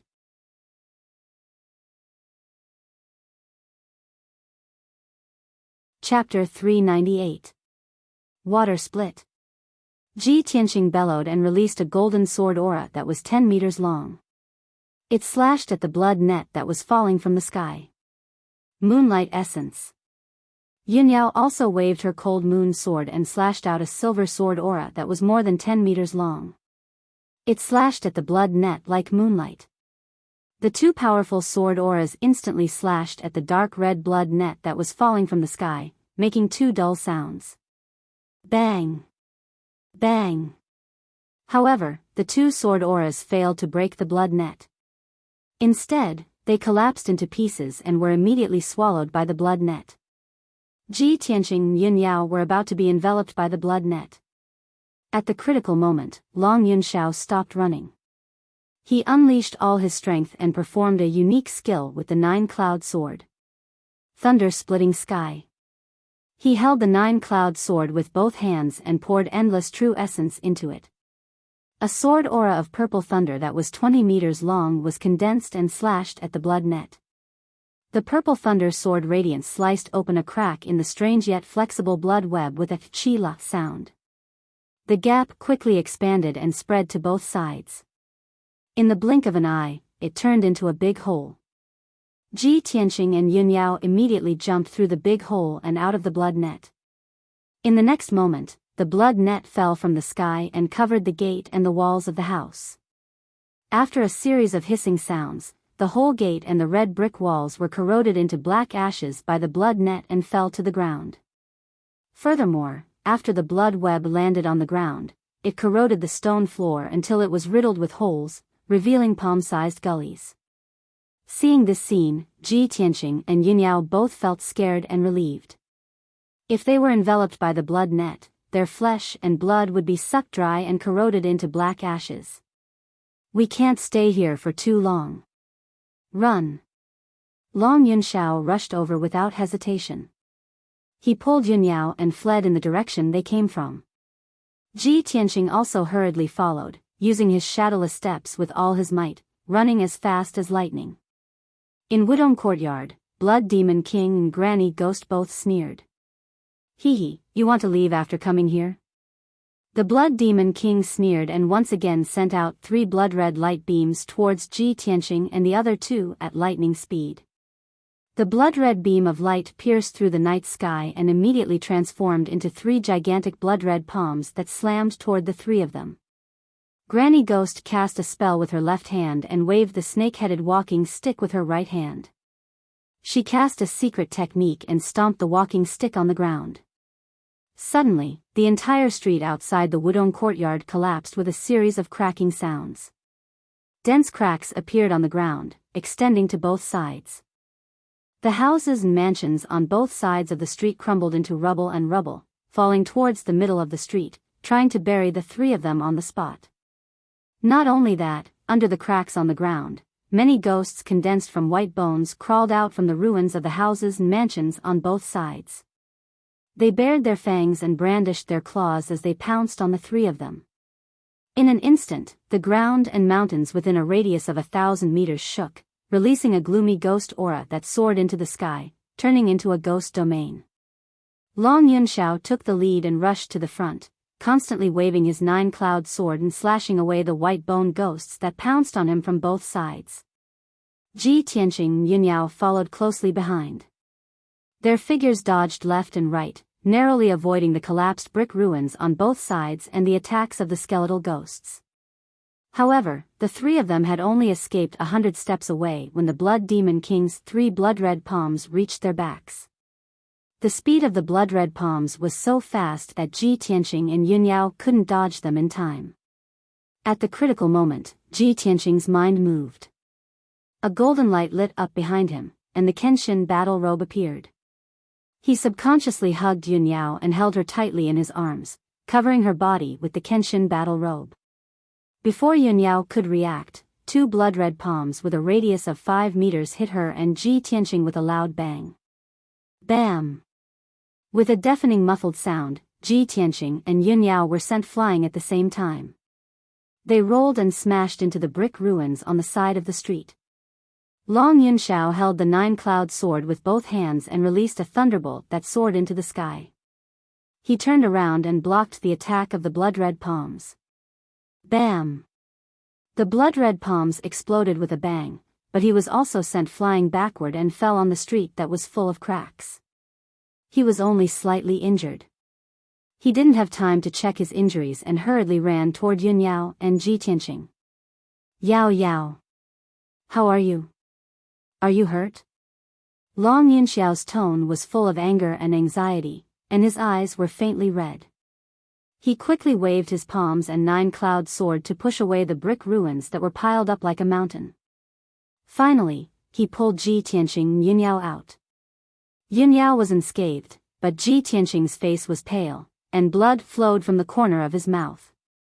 The defense of the Kenshin battle robe was extremely strong. However, he was not completely protected by the battle robe while protecting Yun Yao. He was still injured by the blood-red palms. Long Yunxiao was relieved when he saw that Yun Yao was not injured. Yun Yao saw that Ji Tianqing's injuries were not light. Her eyes were full of anxiety and concern. She said in a somewhat reproachful tone, "Tianqing, protect yourself. Don't worry about me." Ji Tianqing wiped the blood from the corner of his mouth with his sleeve and hurriedly urged, "Now is not the time to talk about this. Let's run."